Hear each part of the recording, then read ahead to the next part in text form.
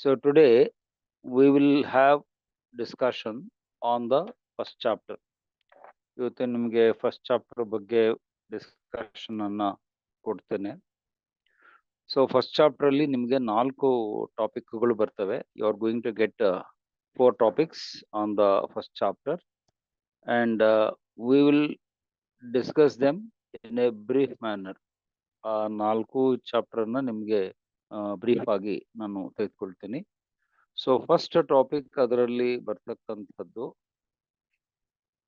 Weather public administration is art or science ಅಂತ ಬರುತ್ತೆ. First topic ಸಾರ್ವಜನಿಕ ಆಡಳಿತ ಅನ್ನೋದು ಒಂದು ಕಲೆಯೋ ಅಥವಾ ವಿಜ್ಞಾನವೋ ಅಂತ ಬರುತ್ತೆ. ಅದಕ್ಕೆ ನಿಮ್ಮ ಉತ್ತರ ಏನಾಗಬೇಕು ಅಂದ್ರೆ ಅದು ಕಲೆಯೂ ಹೌದು ಮತ್ತು ವಿಜ್ಞಾನವೂ ಹೌದು. It is both an art and A science. Art ಅಂತ ಹೇಳಲಿಕ್ಕೆ ನಿಮ್ಮ ಬಳಿ ಇರಬೇಕಾದ ಪ್ರೂಫ್ ಏನು ಅಂತಂದ್ರೆ, ಆರ್ಟ್ ಅನ್ನುವುದರ ಡೆಫಿನಿಷನ್ ಏನು ಅಂದ್ರೆ, ಆರ್ಟ್ ಇಸ್ ಎ ಸ್ಕಿಲ್, ಕೌಶಲ್ಯ. Skill to do something is called art. So ಆಡಳಿತ ಅನ್ನುವಂಥದ್ದು ಒಂದು ಕಲೆಯಾಗಿದೆ, ಕೌಶಲ್ಯವಾಗಿದೆ. ಆಡಳಿತವನ್ನ ನಡೆಸುವುದು ಕೂಡ ಒಂದು ಸಾಮರ್ಥ್ಯ ಆಗಿದೆ, ಕೆಪಾಸಿಟಿ ಆಗಿದೆ. ಅದನ್ನ ನಾವು ತರಬೇತಿಯ ಮೂಲಕ, ಕಲಿಕೆಯ ಮೂಲಕ ತಿಳ್ಕೊಳ್ಬಹುದಾಗಿದೆ. Because no one is a born administrator ಅಂತ ಹೇಳ್ತೀವಿ. ಯಾರು ಕೂಡ ಹುಟ್ಟಿನಿಂದ ಆಡಳಿತಗಾರರು, ಕಲಾಕಾರರು ಇರುವುದಿಲ್ಲ. ಕಲಿಕೆಯ ಮೂಲಕ, ತರಬೇತಿಯ ಮೂಲಕ ಅವರು ಇದನ್ನ ಪಡೆದುಕೊಳ್ತಾರೆ ಅನ್ನೋದು ಅಲ್ಲಿ ಪ್ರಶ್ನೆ. ಸೊ ಹಾಗಾಗಿ ಅಲ್ಲಿ ನಾನು ಬೋರ್ಡ್ ಯೂಸ್ ಮಾಡ್ತಾ ಇಲ್ಲಪ್ಪ. I am not using the board. ನಾನು ಇಲ್ಲೇ ಮನೆಯಿಂದ ಕ್ಲಾಸ್ ತಗೊಳ್ತಾ ಇರೋದ್ರಿಂದ ಇಲ್ಲಿ ನಮ್ಮ ಮನೆಯಲ್ಲಿ ಬೋರ್ಡ್ ಇಲ್ಲ. ಓನ್ಲಿ ಓರಲ್ ಲೆಕ್ಚರ್ ಇರುತ್ತೆ. I am not using board and I don't have the board at home. So ನಿಮ್ಗೆ ವಿಸಿಬಿಲಿಟಿ ಇರ್ಲಿ ಅನ್ನೋದಕ್ಕೆ ವಿಡಿಯೋ ಆನ್ ಮಾಡಿದೆ ಅಷ್ಟೇ. I am not having the board at home. ನಾನು ಬೋರ್ಡ್ ಅನ್ನ ಮನೆಯಲ್ಲಿ ಇಟ್ಕೊಂಡಿಲ್ಲ, ಇದ್ರೆ ಯೂಸ್ ಮಾಡ್ತಿದ್ದೆ. So you just listen to the points. ನಾನು ಹೇಳೋ ಪಾಯಿಂಟ್ಸ್ ಅನ್ನ ಕೇಳಿಸ್ಕೊಳ್ಳಿ. ಬೇಕಂದ್ರೆ ಶಾರ್ಟ್ ಆಗಿ ನೋಟ್ ಮಾಡ್ಕೊಳ್ಳಿ, ಇಲ್ಲ ಅಂದ್ರೆ ಜಸ್ಟ್ ಕೇಳಿದ್ರು ನಡೆಯುತ್ತೆ. Because it is A recorded class. ನೀವು ಆಮೇಲೆ ಮತ್ತೆ ತಿರ್ಗಾ ಅದನ್ನ ಹಾಕೊಂಡು ನಿಧಾನವಾಗಿ ಕೇಳ್ಬೋದು. ಸೊ ಅದು ಕಲೆ ಅನ್ನುವುದನ್ನ ಮೊದಲು ನೀವು ಪ್ರೂವ್ ಮಾಡ್ಲಿಕ್ಕೆ ಆಡಳಿತ ಒಂದು ಕೌಶಲ್ಯ. ಆಡಳಿತದಲ್ಲಿ ಏನೇನು ಕಲೆಗಳು ಬರ್ತವೆ ಅನ್ನೋದನ್ನ ನಿಮ್ಗೆ ಹೇಳೋದಾದ್ರೆ, ಸಂವಹನ ಅನ್ನೋದು ಒಂದು ಕಲೆ, ಸೂಪರ್ವಿಷನ್ ಅನ್ನೋದು ಒಂದು ಕಲೆ, ಕೋಆರ್ಡಿನೇಷನ್ ಅನ್ನೋದು ಒಂದು ಕಲೆ, ಪ್ಲಾನಿಂಗ್ ಅನ್ನುವಂತಹದ್ದು ಕೂಡ ಒಂದು ಕಲೆ. ಆನಂತರ ಕಮಾಂಡ್, ಆದೇಶಗಳನ್ನ ಕೊಡುವಂತಹದ್ದು ಕೂಡ ಒಂದು ಕಲೆ. ಸೊ ಆರ್ಗನೈಸಿಂಗ್ ಅನ್ನೋದು ಕೂಡ ಒಂದು ಕಲೆ. ಸೊ ಈ ತರದ ಹಲವಾರು ಕಲೆಗಳು ಅಥವಾ ಕೌಶಲ್ಯಗಳು ಆಡಳಿತದಲ್ಲಿವೆ. Planning, organising, communication, control, coordination, supervision, ಇವೆಲ್ಲವೂ ಕೂಡ ಆಡಳಿತದಲ್ಲಿ ಬಳಸುವಂತಹ ಕಲೆಗಳು. ಹಾಗಾಗಿ ನಾವು ಆ ದೃಷ್ಟಿಯಿಂದ ಸಾರ್ವಜನಿಕ ಆಡಳಿತವನ್ನ ಒಂದು ಕಲೆ ಅಂತ ಆರಾಮ್ಸೆ ಹೇಳ್ಬೋದು. ಅಂದ್ರೆ ಯಾವುದೇ ಸಂಕೋಚ ಇಲ್ದೇನೆ ಹೇಳ್ಬೋದು ಆಡಳಿತ ಒಂದು ಕಲೆ ಅಂತ. ಇನ್ನು ಸೆಕೆಂಡ್ ಪಾಯಿಂಟು, ಆಡಳಿತ ಒಂದು ವಿಜ್ಞಾನವೇ ಅಂತ ಕೇಳ್ತಾರೆ ಎಕ್ಸಾಮ್ ನಲ್ಲಿ. ಹೌದು ಅಂತ ಬರೀಬೇಕು. Yes, public administration is a science. ಯಾಕಂದ್ರೆ ಒಂದು ವಿಜ್ಞಾನಕ್ಕೆ ಇರಬೇಕಾದಂತಹ ಗುಣಲಕ್ಷಣಗಳು ನಮ್ಮ ಸಬ್ಜೆಕ್ಟಿಗೆ ಇವೆ.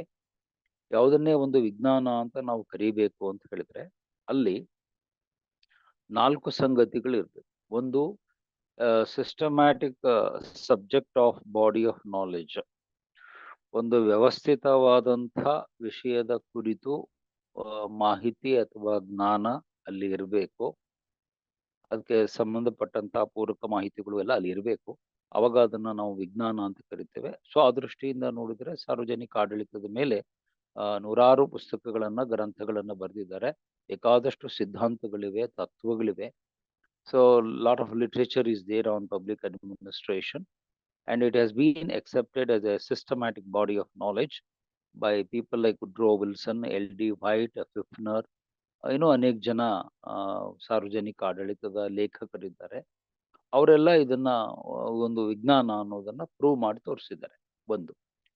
ಎರಡನೇ ಪುರಾವೆ ನೀವೇನ್ ಕೊಡಬೇಕು ಅಂದ್ರೆ, ಸೈನ್ಸ್ ಶುಡ್ ಹ್ಯಾವ್ ಎಕ್ಸ್ಪೆರಿಮೆಂಟೇಶನ್. ಯಾವುದನ್ನೇ ವಿಜ್ಞಾನ ಅಂತ ಕರಿಬೇಕು ಅಂತ ಹೇಳಿದ್ರೆ ಅಲ್ಲಿ ಪ್ರಯೋಗಶೀಲತೆಗೆ ಅವಕಾಶ ಇರಬೇಕು. ಪ್ರಯೋಗಶೀಲತೆಗೆ ಅವಕಾಶ ಇಲ್ಲ ಅಂದ್ರೆ ಅದು ವಿಜ್ಞಾನ ಅಂತ ಕರೆಯಲ್ಪಡಲ್ಲ. ಸೊ ನಮ್ಮ ಆಡಳಿತದಲ್ಲೂ ಕೂಡ ನಾವು ಸಾಕಷ್ಟು ಎಕ್ಸ್ಪೆರಿಮೆಂಟೇಷನ್ ಅನ್ನ ಮಾಡ್ತೀವಿ. ಲೈಕ್ ಆಡಳಿತದಲ್ಲಿ ಯಾವ ರೀತಿಯ ಏನು ಟೆಕ್ನಾಲಜಿಯನ್ನ ಬಳಸಬೇಕು ಅನ್ನೋದರ ಬಗ್ಗೆ ಪ್ರಯೋಗಗಳನ್ನ ಮಾಡ್ತೇವೆ. ಕೇಂದ್ರೀಕರಣ ಮತ್ತು ವಿಕೇಂದ್ರೀಕರಣದ ಬಗ್ಗೆ ನಮ್ಮಲ್ಲಿ ಪ್ರಯೋಗಗಳನ್ನ ಮಾಡ್ತೇವೆ. ಮತ್ತು ಅಕೌಂಟಬಿಲಿಟಿ ಅಂದ್ರೆ ಹೊಣೆಗಾರಿಕೆಯನ್ನ ಸ್ಥಾಪಿಸುವುದಕ್ಕೆ ಯಾವ ವಿಧಿವಿಧಾನಗಳನ್ನ ಬಳಸಬೇಕು ಅನ್ನುವುದಕ್ಕೆ ನಮ್ಮಲ್ಲಿ ಪ್ರಯೋಗಶೀಲತೆ ಇದೆ. ಮತ್ತು ಕಡತಗಳನ್ನ ವೇಗವಾಗಿ ವಿಲೇವಾರಿ ಮಾಡಲಿಕ್ಕೆ ಯಾವ ವಿಧಾನವನ್ನ ಬಳಸಬೇಕು ಅನ್ನುವುದಕ್ಕೂ ನಮ್ಮಲ್ಲೂ ಪ್ರಯೋಗಶೀಲತೆಗಳನ್ನ ಲೈಕ್ ಸಕಾಲ್ ಅನ್ನುವ ಒಂದು ಯೋಜನೆ ಏನಿದೆ, it is N experimentation in the speedy disposal of the files ಅಂತ ಹೇಳ್ತೀವಿ. ಸೊ ಆಡಳಿತದಲ್ಲಿ ಬೇರೆ ಬೇರೆ ವಿಚಾರಗಳಲ್ಲಿ ನಾವು ಪ್ರಯೋಗಶೀಲತೆಯನ್ನ ಮಾಡಬಹುದು. ಹಾಗಾಗಿ ಇದೊಂದು ವಿಜ್ಞಾನ ಅಂತ ಪ್ರೂವ್ ಆಗುತ್ತೆ. ಮತ್ತೊಂದು, ಆಡಳಿತದಲ್ಲಿ ಕೆಲವು ಸಿದ್ಧಾಂತಗಳಿವೆಯಾ ಅಂತ ಕೇಳ್ತಾರೆ. ಖಂಡಿತವಾಗಿ administration has a lot of theories like communication theory ಅಂತಿದೆ, ಹ್ಯೂಮನ್ ರಿಲೇಷನ್ಸ್ ಥಿಯರಿ, ಮಾನವ ಸಂಬಂಧಗಳ ಸಿದ್ಧಾಂತ ಅಂತಿದೆ, ಲೀಡರ್ಶಿಪ್ ಥಿಯರಿ ಅಂತಿದೆ, ಮೋಟಿವೇಶನ್ ಥಿಯರಿ ಅಂತಿದೆ, ಮತ್ತೆ ಕ್ಲಾಸಿಕಲ್ ಥಿಯರಿ ಅಂತ ಹೆನ್ರಿ ಫೇಯೋಲ್ ಅವರು ಹೇಳ್ತಾರೆ. ಆಮೇಲೆ ಸೈಂಟಿಫಿಕ್ ಮ್ಯಾನೇಜ್ಮೆಂಟ್ ಥಿಯರಿ ಅಂತ ಹೇಳಿ ನಮ್ಮ FW tailor, Friedrich William tailor ಅವರ ಸಿದ್ಧಾಂತ ಬರುತ್ತೆ. ಸೊ ನಮ್ಮಲ್ಲಿ ಸುಮಾರು ಒಂದು 8-10 ಸಿದ್ಧಾಂತಗಳು ಸಾರ್ವಜನಿಕ ಆಡಳಿತದಲ್ಲಿವೆ. ಮೋಸ್ಟ್ ಆಫ್ ದೆಮ್ ಆರ್ ಅಮೆರಿಕನ್ಸೇ ಹೆಚ್ಚು ಈ ಸಿದ್ಧಾಂತಗಳನ್ನ ಕೊಟ್ಟಿದ್ದಾರೆ.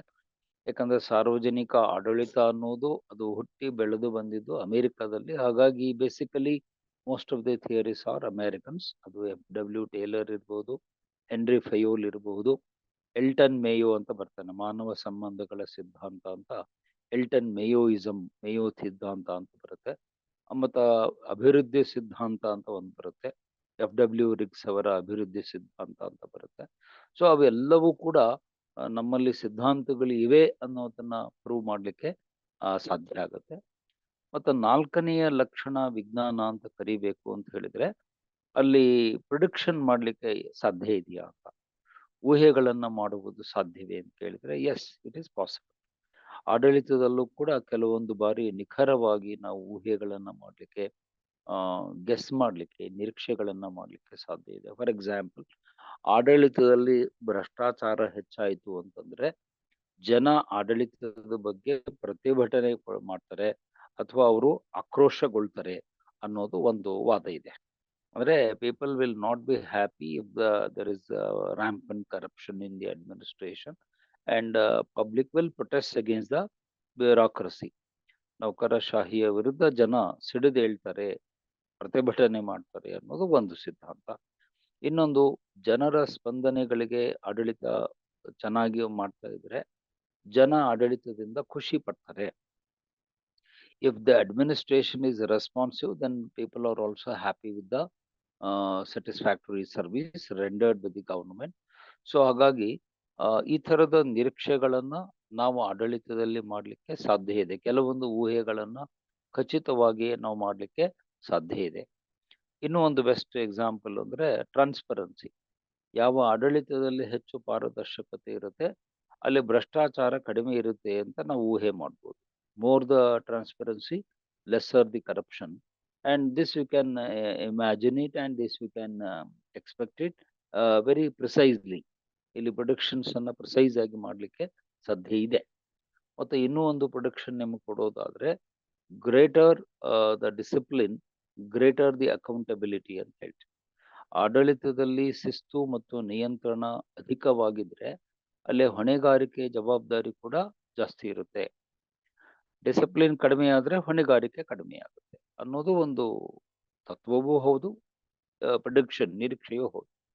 ಸೊ ಹಾಗಾಗಿ ಈ 4 ಆಂಗಲ್ ಇಂದ ಅಂದ್ರೆ systematic body of knowledge, experimentation, ಸಿದ್ಧಾಂತಗಳು ಇವೆ ಅನ್ನುವಂಥದ್ದು, ಮತ್ತು ಪ್ರಿಡಿಕ್ಷನ್ ಈಸ್ ಪಾಸಿಬಲ್ ಅಂದ್ರೆ ನಿರೀಕ್ಷೆಗಳನ್ನ ಮಾಡಲಿಕ್ಕೆ ಸಾಧ್ಯ ಇದೆ ಅನ್ನುವ ಈ 4 ಸಂಗತಿಗಳ ಆಧಾರದ ಮೇಲೆ ನಾವು ಸಾರ್ವಜನಿಕ ಆಡಳಿತ ಒಂದು ವಿಜ್ಞಾನ ಅಂತ ಸಾಬೀತು ಮಾಡಬಹುದು. But of course it is not an exact science like physics, chemistry and mathematics, but it is a social science. ಇದೊಂದು ಸಾಮಾಜಿಕ ವಿಜ್ಞಾನ ಅನ್ನೋದನ್ನ ನಾವು ಖಚಿತವಾಗಿ ಹೇಳ್ಬೋದು. ಬೇರೆ ಸಬ್ಜೆಕ್ಟ್‌ಗಳು ಹಾಗೆ. ಅಂದ್ರೆ ಈಗ ಗಣಿತ, ರಸಾಯನಶಾಸ್ತ್ರ ಅಥವಾ ಜೀವಶಾಸ್ತ್ರದ ಅಷ್ಟು ನಿಖರತೆ ನಮ್ಮ ಸಬ್ಜೆಕ್ಟ್ ಅಲ್ಲಿ ಇರ್ಲಿಕ್ಕಿಲ್ಲ. ಮತ್ತೆ ಇರ್ಲಿಕ್ಕೂ ಸಾಧ್ಯ ಇಲ್ಲ. Because we deal with human beings. ನಾವು ಮನುಷ್ಯರೊಂದಿಗೆ ಬಿಹೇವ್ ಮಾಡ್ತಾ ಇರೋದ್ರಿಂದ ಮನುಷ್ಯರ ನಡವಳಿಕೆ ಹೀಗೆ ಇರುತ್ತೆ ಅಂತ ಯಾರೂ ಖಚಿತವಾಗಿ ಹೇಳಲಿಕ್ಕಾಗಲ್ಲ. Because human behaviour itself is uncertain. So ಹಾಗಾಗಿ ನಮ್ಮ ಸಬ್ಜೆಕ್ಟ್ ಅನ್ನ ಒಂದು ಎಕ್ಸಾಕ್ಟ್ ಸೈನ್ಸ್, ಫಿಸಿಕಲ್ ಸೈನ್ಸ್ ಅಂತ ಕರೀಲಿಕ್ಕಾಗಲ್ಲ. ಬಟ್ ಸಾರ್ವಜನಿಕ ಆಡಳಿತ ಒಂದು ಸಮಾಜ ವಿಜ್ಞಾನ ಅನ್ನುವುದರಲ್ಲಿ ಯಾವ ಅನುಮಾನವೂ ಬೇಡ.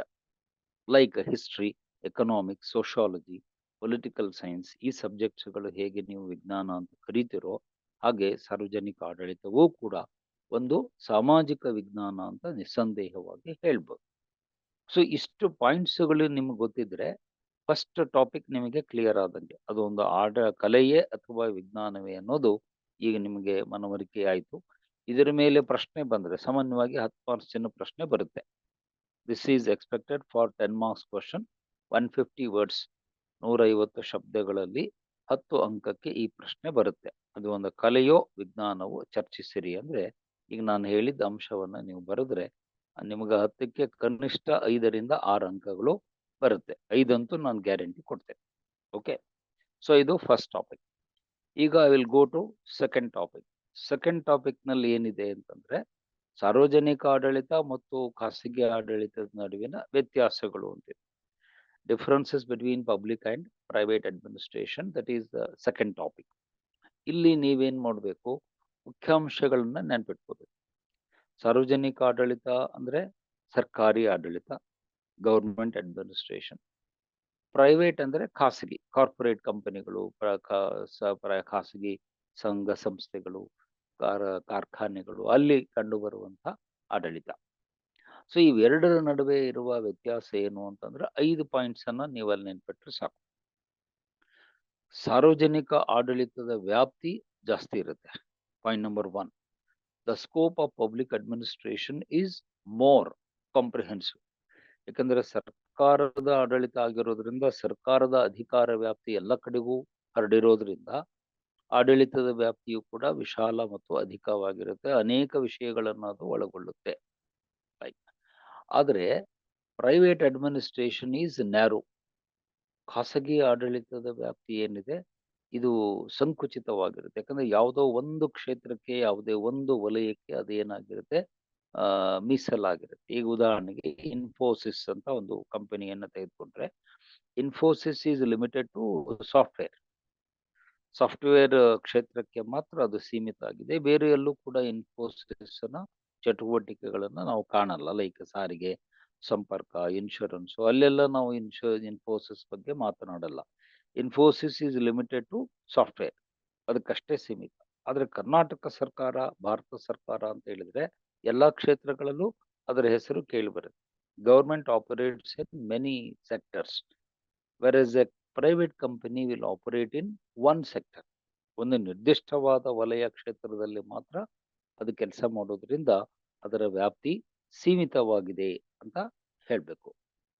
ದೆನ್ ಸೆಕೆಂಡ್ ಪಾಯಿಂಟ್, ಎರಡನೇದೇನು ಅಂದ್ರೆ ಸಾರ್ವಜನಿಕ ಆಡಳಿತ ಸ್ವಲ್ಪ ಕಠಿಣವಾಗಿರುತ್ತೆ. ಅಂದ್ರೆ ರಿಜಿಡ್ ಆಗಿರುತ್ತೆ ಅಂತ ಹೇಳ್ತೀವಿ. ಇಲ್ಲಿ ಕಠಿಣ ಅಂತಂದ್ರೆ ರಿಜಿಡ್, ಅನಮ್ಯ ಅನ್ನೋ ಪದವನ್ನು ಕೂಡ ಬಳಸ್ತಾರೆ. ಅನಮ್ಯವಾಗಿರುತ್ತೆ ಅಂತಂದ್ರೆ ನಿಯಮಾವಳಿಗಳು ಬಹಳ ಟಫ್ ಆಗಿರ್ತವೆ. ಸಾರ್ವಜನಿಕ ಆಡಳಿತದಲ್ಲಿ ರೂಲ್ಸು, ರೆಗ್ಯುಲೇಷನ್ಸು, ಕಾನೂನು ಕಟ್ಟಳೆಗಳು ಅಧಿಕವಾಗಿರ್ತವೆ. ಅದು ಏನು ಹೇಳುತ್ತೋ ಅದರ ಪ್ರಕಾರವಾಗಿನೇ ನೀವು ಮಾಡಬೇಕಾಗುತ್ತೆ. ಬಟ್ ಖಾಸಗಿ ಆಡಳಿತದಲ್ಲಿ ಇಟ್ ಈಸ್ ಫ್ಲೆಕ್ಸಿಬಲ್ ಅಂತ ಹೇಳ್ತೀವಿ. ನಮ್ಯತೆ ಜಾಸ್ತಿ ಇರುತ್ತೆ. ಶಿಥಿಲತೆ ಅಥವಾ ಸಡಿಲತೆ ಖಾಸಗಿ ಆಡಳಿತದಲ್ಲಿ ಜಾಸ್ತಿ ಇರುತ್ತೆ. ಸೊ ಅಲ್ಲಿ ಕೆಲಸ ಮಾಡುವಂತಹವರು ತಮ್ಮ ಅನುಕೂಲಕ್ಕೆ ತಕ್ಕಂತೆ ನಿಯಮಾವಳಿಗಳನ್ನ ಅಥವಾ ಪ್ರೊಸೀಜರ್ಗಳನ್ನ, ವಿಧಿಗಳನ್ನ ಚೇಂಜ್ ಮಾಡ್ಕೊಳ್ಳುವುದಕ್ಕೆ ಅಲ್ಲಿ ಅವಕಾಶ ಇರುತ್ತೆ.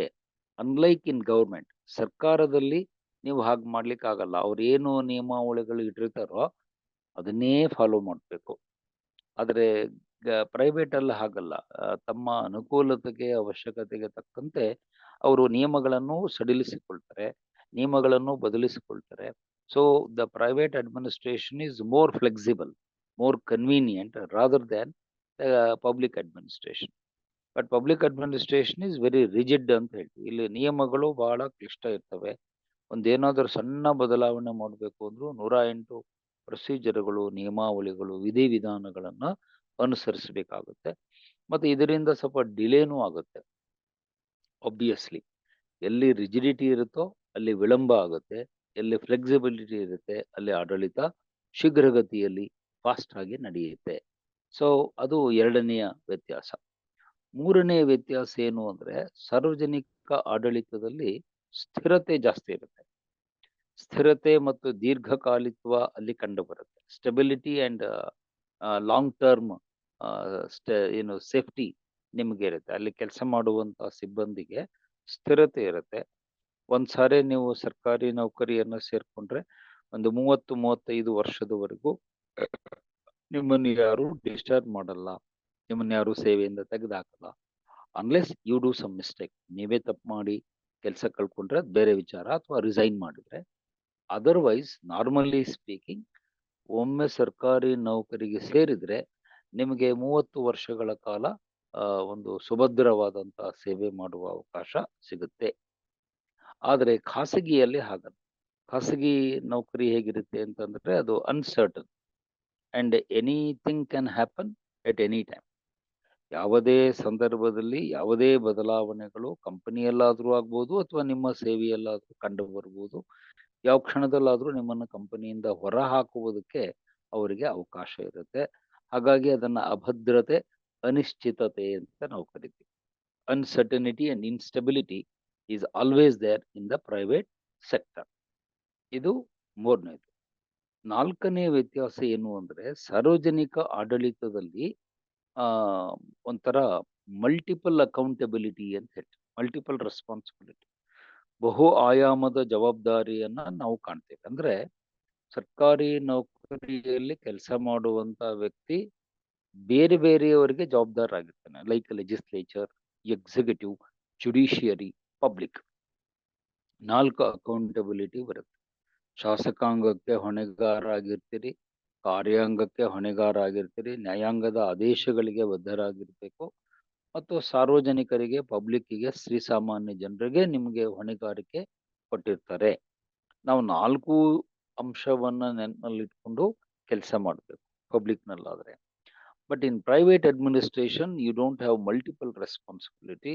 ಅಲ್ಲಿ ಡ್ಯುವಲ್ ರೆಸ್ಪಾನ್ಸಿಬಿಲಿಟಿ ಇರುತ್ತೆ. ಕೇವಲ 2 ರೀತಿಯ ಹೊಣೆಗಾರಿಕೆ ಮಾತ್ರ ಇರುತ್ತೆ. ಒಂದು, you are responsible to the company. ನೀವು ಯಾವ ಕಂಪನಿಯಲ್ಲಿ ಕೆಲಸ ಮಾಡ್ತೀರೋ ಆ ಕಂಪನಿಗೆ ಹೊಣೆಗಾರರಾಗಿರ್ತೀರಿ. ಇನ್ನೊಂದು, you are responsible for your client. Client ಅಂದ್ರೆ ಕಕ್ಷಿದಾರ ಅಥವಾ ಕಸ್ಟಮರ್ ಅಂತ ಹೇಳ್ತೀವಿ. ಯಾರಿಗೆ ನಿಮ್ಮ ಕಂಪನಿ ಸರ್ವಿಸ್ ಅನ್ನ, ಸೇವೆಯನ್ನ ಕೊಡ್ತಾ ಇದೆಯೋ ಆ ಕಂಪನಿಯ ಫಲಾನುಭವಿಗಳಿಗೆ ಅಥವಾ ಗ್ರಾಹಕ ವರ್ಗ ಅಂತ ನಾವು ಕರಿತೇವೆ, ಅವರಿಗಷ್ಟೇ ನೀವು ಜವಾಬ್ದಾರರಾಗಿರ್ತೀರೇ ಹೊರತು ಇನ್ನು ಉಳಿದವ್ರು ಯಾರು ಕೂಡ ನಿಮ್ಮ ಪಿಕ್ಚರ್ ನಲ್ಲಿ ಬರಲ್ಲ. ಉಳಿದವ್ರ ಬಗ್ಗೆ ನೀವು ಯೋಚನೆ ಮಾಡಬೇಕಾದ ಸಂದರ್ಭವು ಬರುವುದಿಲ್ಲ. So in private the responsibility is limited, first to the company and then to your customer or client. But public administration ನಲ್ಲಿ 4-fold ರೆಸ್ಪಾನ್ಸಿಬಿಲಿಟಿ ಅಂತ, 4 ಹಂತದ ಹೊಣೆಗಾರಿಕೆ. ಶಾಸಕಾಂಗಕ್ಕೆ, ಕಾರ್ಯಾಂಗಕ್ಕೆ, ನ್ಯಾಯಾಂಗಕ್ಕೆ ಮತ್ತು ಸಾರ್ವಜನಿಕರಿಗೆ, ಪಬ್ಲಿಕ್ಕಿಗೆ 4 ಹೊಣೆಗಾರಿಕೆಗಳನ್ನ ನಾವು ನೋಡ್ತೇವೆ. ಇದು 4ನೇ ವ್ಯತ್ಯಾಸ. 5ನೇ ವ್ಯತ್ಯಾಸ ಏನು ಅಂತಂದ್ರೆ ಸಾರ್ವಜನಿಕ ಆಡಳಿತ ನಿಂತ ನೀರಲ್ಲ, ಡೈನಮಿಕ್ ಆಗಿರುತ್ತೆ. ವೆರಸ್ ಖಾಸಗಿ ಆಡಳಿತದಲ್ಲಿ ಏನಾಗುತ್ತೆ, ಅವರು ತಮಗೆ ಹೇಗ್ ಬೇಕೋ ಅದನ್ನ ನಡೆಸ್ಕೊಂಡು ಹೋಗ್ಲಿರುವಂತ ಫ್ರೀಡಮ್ ಇರುತ್ತೆ. But in government it has to be dynamic according to the changing circumstances. ಬದಲಾಗುತ್ತಿರುವ ಸ್ಥಿತಿಗತಿಗಳಿಗೆ ತಕ್ಕಂತೆ, ಬದಲಾಗುತ್ತಿರುವ ಸಾಮಾಜಿಕ, ರಾಜಕೀಯ, ಆರ್ಥಿಕ ಸಂಗತಿಗಳಿಗೆ ತಕ್ಕಂತೆ ಬದಲಾಗಬೇಕಾಗುತ್ತೆ. ಬಟ್ ಖಾಸಗಿಯಲ್ಲಿ ಹಾಗಲ್ಲ. ಕಂಪನಿಯ ಹಿತಾಸಕ್ತಿಗಳು ಚೇಂಜ್ ಆದರೆ ಮಾತ್ರ ಅಲ್ಲಿ ಬದಲಾವಣೆ ಬರುತ್ತೆ. Only if there are changes in the interest of the company, ಅದಕ್ಕೆ ಕಾರ್ಪೊರೇಟ್ ಇಂಟ್ರೆಸ್ಟ್ ಅಂತಾರೆ, ಅಲ್ಲಿ ಬದಲಾವಣೆ ಆದರೆ ಮಾತ್ರ ನೀವು ಚೇಂಜ್ ಮಾಡಬೇಕೇ ಹೊರತು otherwise it goes on as usual. But ಸರ್ಕಾರದಲ್ಲಿ ಹಾಗಲ್ಲ. ನಿಮ್ಮ ಸಾಮಾಜಿಕ ಸ್ಥಿತಿಗತಿ, ರಾಜಕೀಯ ಸ್ಥಿತಿಗತಿ, ಆರ್ಥಿಕ ಸ್ಥಿತಿಗತಿ, ತಂತ್ರಜ್ಞಾನದ ಸ್ಥಿತಿಗತಿ, ಪರಿಸರದ ಸ್ಥಿತಿಗತಿ, ಸಾಂಸ್ಕೃತಿಕ ಅಂಶಗಳು, ಧಾರ್ಮಿಕ ಅಂಶಗಳು ಎಲ್ಲವೂ ಕೂಡ ಅಲ್ಲಿ ಕೌಂಟ್ ಆಗ್ತವೆ. ಹಾಗಾಗಿ public administration is more dynamic than private administration ಅಂತ ಹೇಳ್ತೀವಿ. ಸೊ ಇವು ಕೆಲವು ಪ್ರಮುಖವಾದಂತಹ ವ್ಯತ್ಯಾಸಗಳನ್ನ ನಾವು ಸಾರ್ವಜನಿಕ ಆಡಳಿತಕ್ಕೂ ಮತ್ತು ಖಾಸಗಿ ಆಡಳಿತಕ್ಕೂ ಕಾಣ್ತೇವೆ. ಇದನ್ನ ನೀವು ಟ್ಯಾಬ್ಯುಲರ್ ಫಾರ್ಮ್ ಅಲ್ಲಿ, ಅಂದ್ರೆ ಒಂದು 2 ಕಾಲಮ್ ಅನ್ನ ಹಾಕೊಂಡು ಚಾರ್ಟ್ ಹಾಕಿ ಒಂದ್ ಕಡೆಗೆ ಸಾರ್ವಜನಿಕ ಆಡಳಿತ, ಇನ್ನೊಂದ್ ಕಡೆಗೆ ಖಾಸಗಿ ಆಡಳಿತ ಅಂತ ಹೇಳಿ ವಿಂಗಡಣೆ ಮಾಡಿ ಈ 5 ಪಾಯಿಂಟ್ಸ್ ಗಳನ್ನ ನೀವು ಹೈಲೈಟ್ ಮಾಡಿದ್ರೆ that is enough for that question. ಆ ಪ್ರಶ್ನೆಗೆ ಇಷ್ಟು ಉತ್ತರ ಅದು ಸಾಕಾಗುತ್ತೆ ಅಂತ ಹೇಳ್ಬೋದು. ಇದು ಸೆಕೆಂಡ್ ಟಾಪಿಕ್. ನಾವು will take you to the third topic. 3ನೇ ಟಾಪಿಕ್ಗೆ ಹೋಗ್ತೇನೆ. ಅದು ನಿಮ್ಮ ಸಿಲೆಬಸ್ ಅಲ್ಲಿ ಆಲ್ರೆಡಿ ಇದೆ.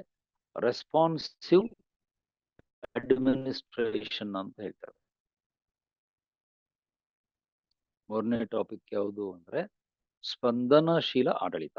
ಇವೆಲ್ಲ ಫಸ್ಟ್ ಚಾಪ್ಟರ್ ಅಲ್ಲಿ ಇರೋದು. ಈಗ ನಾನು ಹೇಳ್ತಿರೋದೆಲ್ಲವೂ ಚಾಪ್ಟರ್ 1 ಅಲ್ಲಿ ಇದೆ. ಸೊ ಒಂದೊಂದೇ ಕಾನ್ಸೆಪ್ಟ್ ಅನ್ನ ಬ್ರೀಫ್ ಆಗಿ ಹೇಳ್ತಾ ಇದ್ದೀನಿ. ರೆಸ್ಪಾನ್ಸಿವ್ ಅಡ್ಮಿನಿಸ್ಟ್ರೇಷನ್ ಅಂದ್ರೆ ಏನು? ಆಡಳಿತ ಕೇವಲ ಆಡಳಿತಕ್ಕೋಸ್ಕರವಾಗಿ ಆಗ್ಬಾರ್ದು.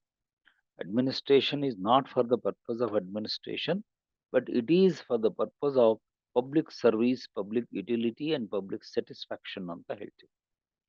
ಆಡಳಿತವನ್ನ ಸಾರ್ವಜನಿಕರ ತೃಪ್ತಿಗಾಗಿ, ಪ್ರಯೋಜನಕ್ಕಾಗಿ, ಲಾಭಕ್ಕಾಗಿ, ಅವರ ಅನುಕೂಲಕ್ಕಾಗಿ ನಡೆಸಬೇಕೇ ಹೊರತು ಆಡಳಿತಕ್ಕೋಸ್ಕರವಾಗಿನೇ ಆಡಳಿತ ಮಾಡುವುದು ಅಲ್ಲ ಅನ್ನೋದು ಕಾನ್ಸೆಪ್ಟ್. ಅಲ್ಲಿ ಏನು ಕೀ ಪಾಯಿಂಟ್ ಅನ್ನ ನೆನ್ಪಿಟ್ಕೋಬೇಕು ಅಂತ ಹೇಳಿದ್ರೆ, ಜನರ ಕುಂದುಕೊರತೆಗಳಿಗೆ ಸಾರ್ವಜನಿಕ ಆಡಳಿತ ಸ್ಪಂದಿಸಬೇಕು. There are so many grievances with the people. ಜನರು ಅಂದಮೇಲೆ 108 ಸಮಸ್ಯೆಗಳಿರ್ತವೆ. ಕುಡಿಯುವ ನೀರಿನ ಸಮಸ್ಯೆ, ವಿದ್ಯುತ್ ಸಮಸ್ಯೆ, ನಿರುದ್ಯೋಗದ ಸಮಸ್ಯೆ, ಬಡತನದ ಸಮಸ್ಯೆ, ಪೌಷ್ಟಿಕ ಆಹಾರದ ಸಮಸ್ಯೆ, ಸಾಂಕ್ರಾಮಿಕ ರೋಗ ರುಜಿನಗಳ ಸಮಸ್ಯೆ, ಕಳ್ಳಕಾಕರ ಸಮಸ್ಯೆ, law and order problem, Naxalite problem. So ಹೇಳ್ತಾ ಹೋದ ಸಾಮಾಜಿಕ ಶೋಷಣೆಯ ಸಮಸ್ಯೆ, ತಾರತಮ್ಯದ ಸಮಸ್ಯೆ ಇತ್ಯಾದಿ ಹಲವಾರು ಸಮಸ್ಯೆಗಳನ್ನ ನಾವು ಕಾಣ್ತೀವಿ ಜನರಲ್ಲಿ. ಆ ಎಲ್ಲ ಸಮಸ್ಯೆಗಳಿಗೆ ಸ್ಪಂದಿಸುವುದು ಆಡಳಿತದ ಕರ್ತವ್ಯ. ರೆಸ್ಪಾನ್ಸಿವ್ ಅಂದ್ರೆ ಸ್ಪಂದನಶೀಲತೆ. ಈ ಸ್ಪಂದನಶೀಲತೆ ಬೇರೆ ಬೇರೆ ಮಟ್ಟದಲ್ಲಿ ಇರ್ಬೋದು.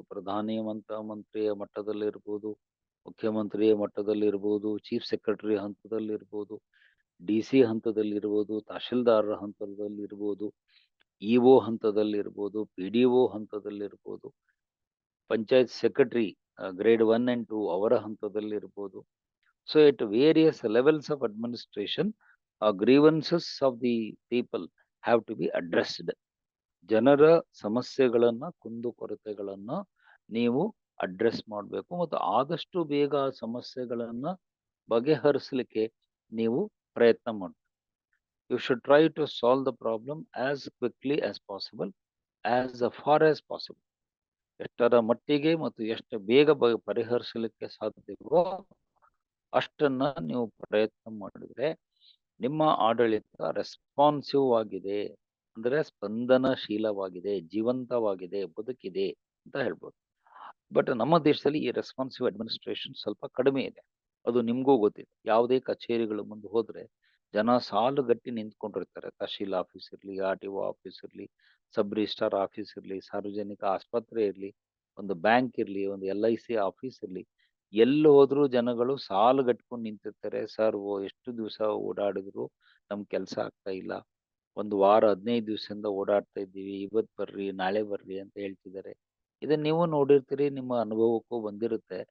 It shows that your administration is not responsive. ನೀವೊಂಥರ ಇನ್ಸೆನ್ಸಿಟಿವ್ ಆಗಿದ್ದೀರಿ, ಸಂವೇದನಾಶೀಲತೆಯನ್ನ ಕಳ್ಕೊಂಡಿದ್ದೀರಿ. ಜನರ ತೊಂದರೆಗಳಿಗೆ, ಕಷ್ಟಗಳಿಗೆ ನೀವು ಸ್ಪಂದಿಸುತ್ತಿಲ್ಲ. ಅದನ್ನ ನಮ್ಮ ಟೆಕ್ನಿಕಲ್ ಭಾಷೆಯಲ್ಲಿ ಹೇಳುವುದಾದ್ರೆ ಕಿವುಡು ಸರ್ಕಾರ, ಕುರುಡು ಸರ್ಕಾರ, ಅಂಧ ಸರ್ಕಾರ ಅಂತ ಹೇಳಿ. Government has become deaf, dumb and blind ಅಂತ ಹೇಳಿ. DDV ಸರ್ಕಾರ ಅಂತ ನಾನು ವರ್ಡ್ ಕೊಟ್ಟಿದ್ದೆ. ಡಮ್ ಅಂದ್ರೆ ಮೂಕ, ಡೆಫ್ ಅಂದ್ರೆ ಕಿವುಡ, ಬ್ಲೈಂಡ್ ಅಂದ್ರೆ ಕಣ್ ಕಾಣಲ್ಲ.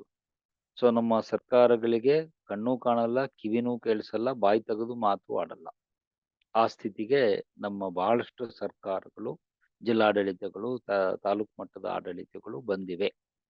ಸೊ ಜನರ ಸಮಸ್ಯೆಗಳು ಅಂದ್ರೆ ಒಂಥರ ಅರಣ್ಯ ರೋದನ. ಅಡವಿಯಲ್ಲಿ ಕೂತ್ಕೊಂಡು ಕೂಗ್ದಂಗೆ ಆಗಿದೆ. ವೈಲ್ಡ್ ಕ್ರೈ ಅಂತ ಹೇಳ್ತೀವಿ.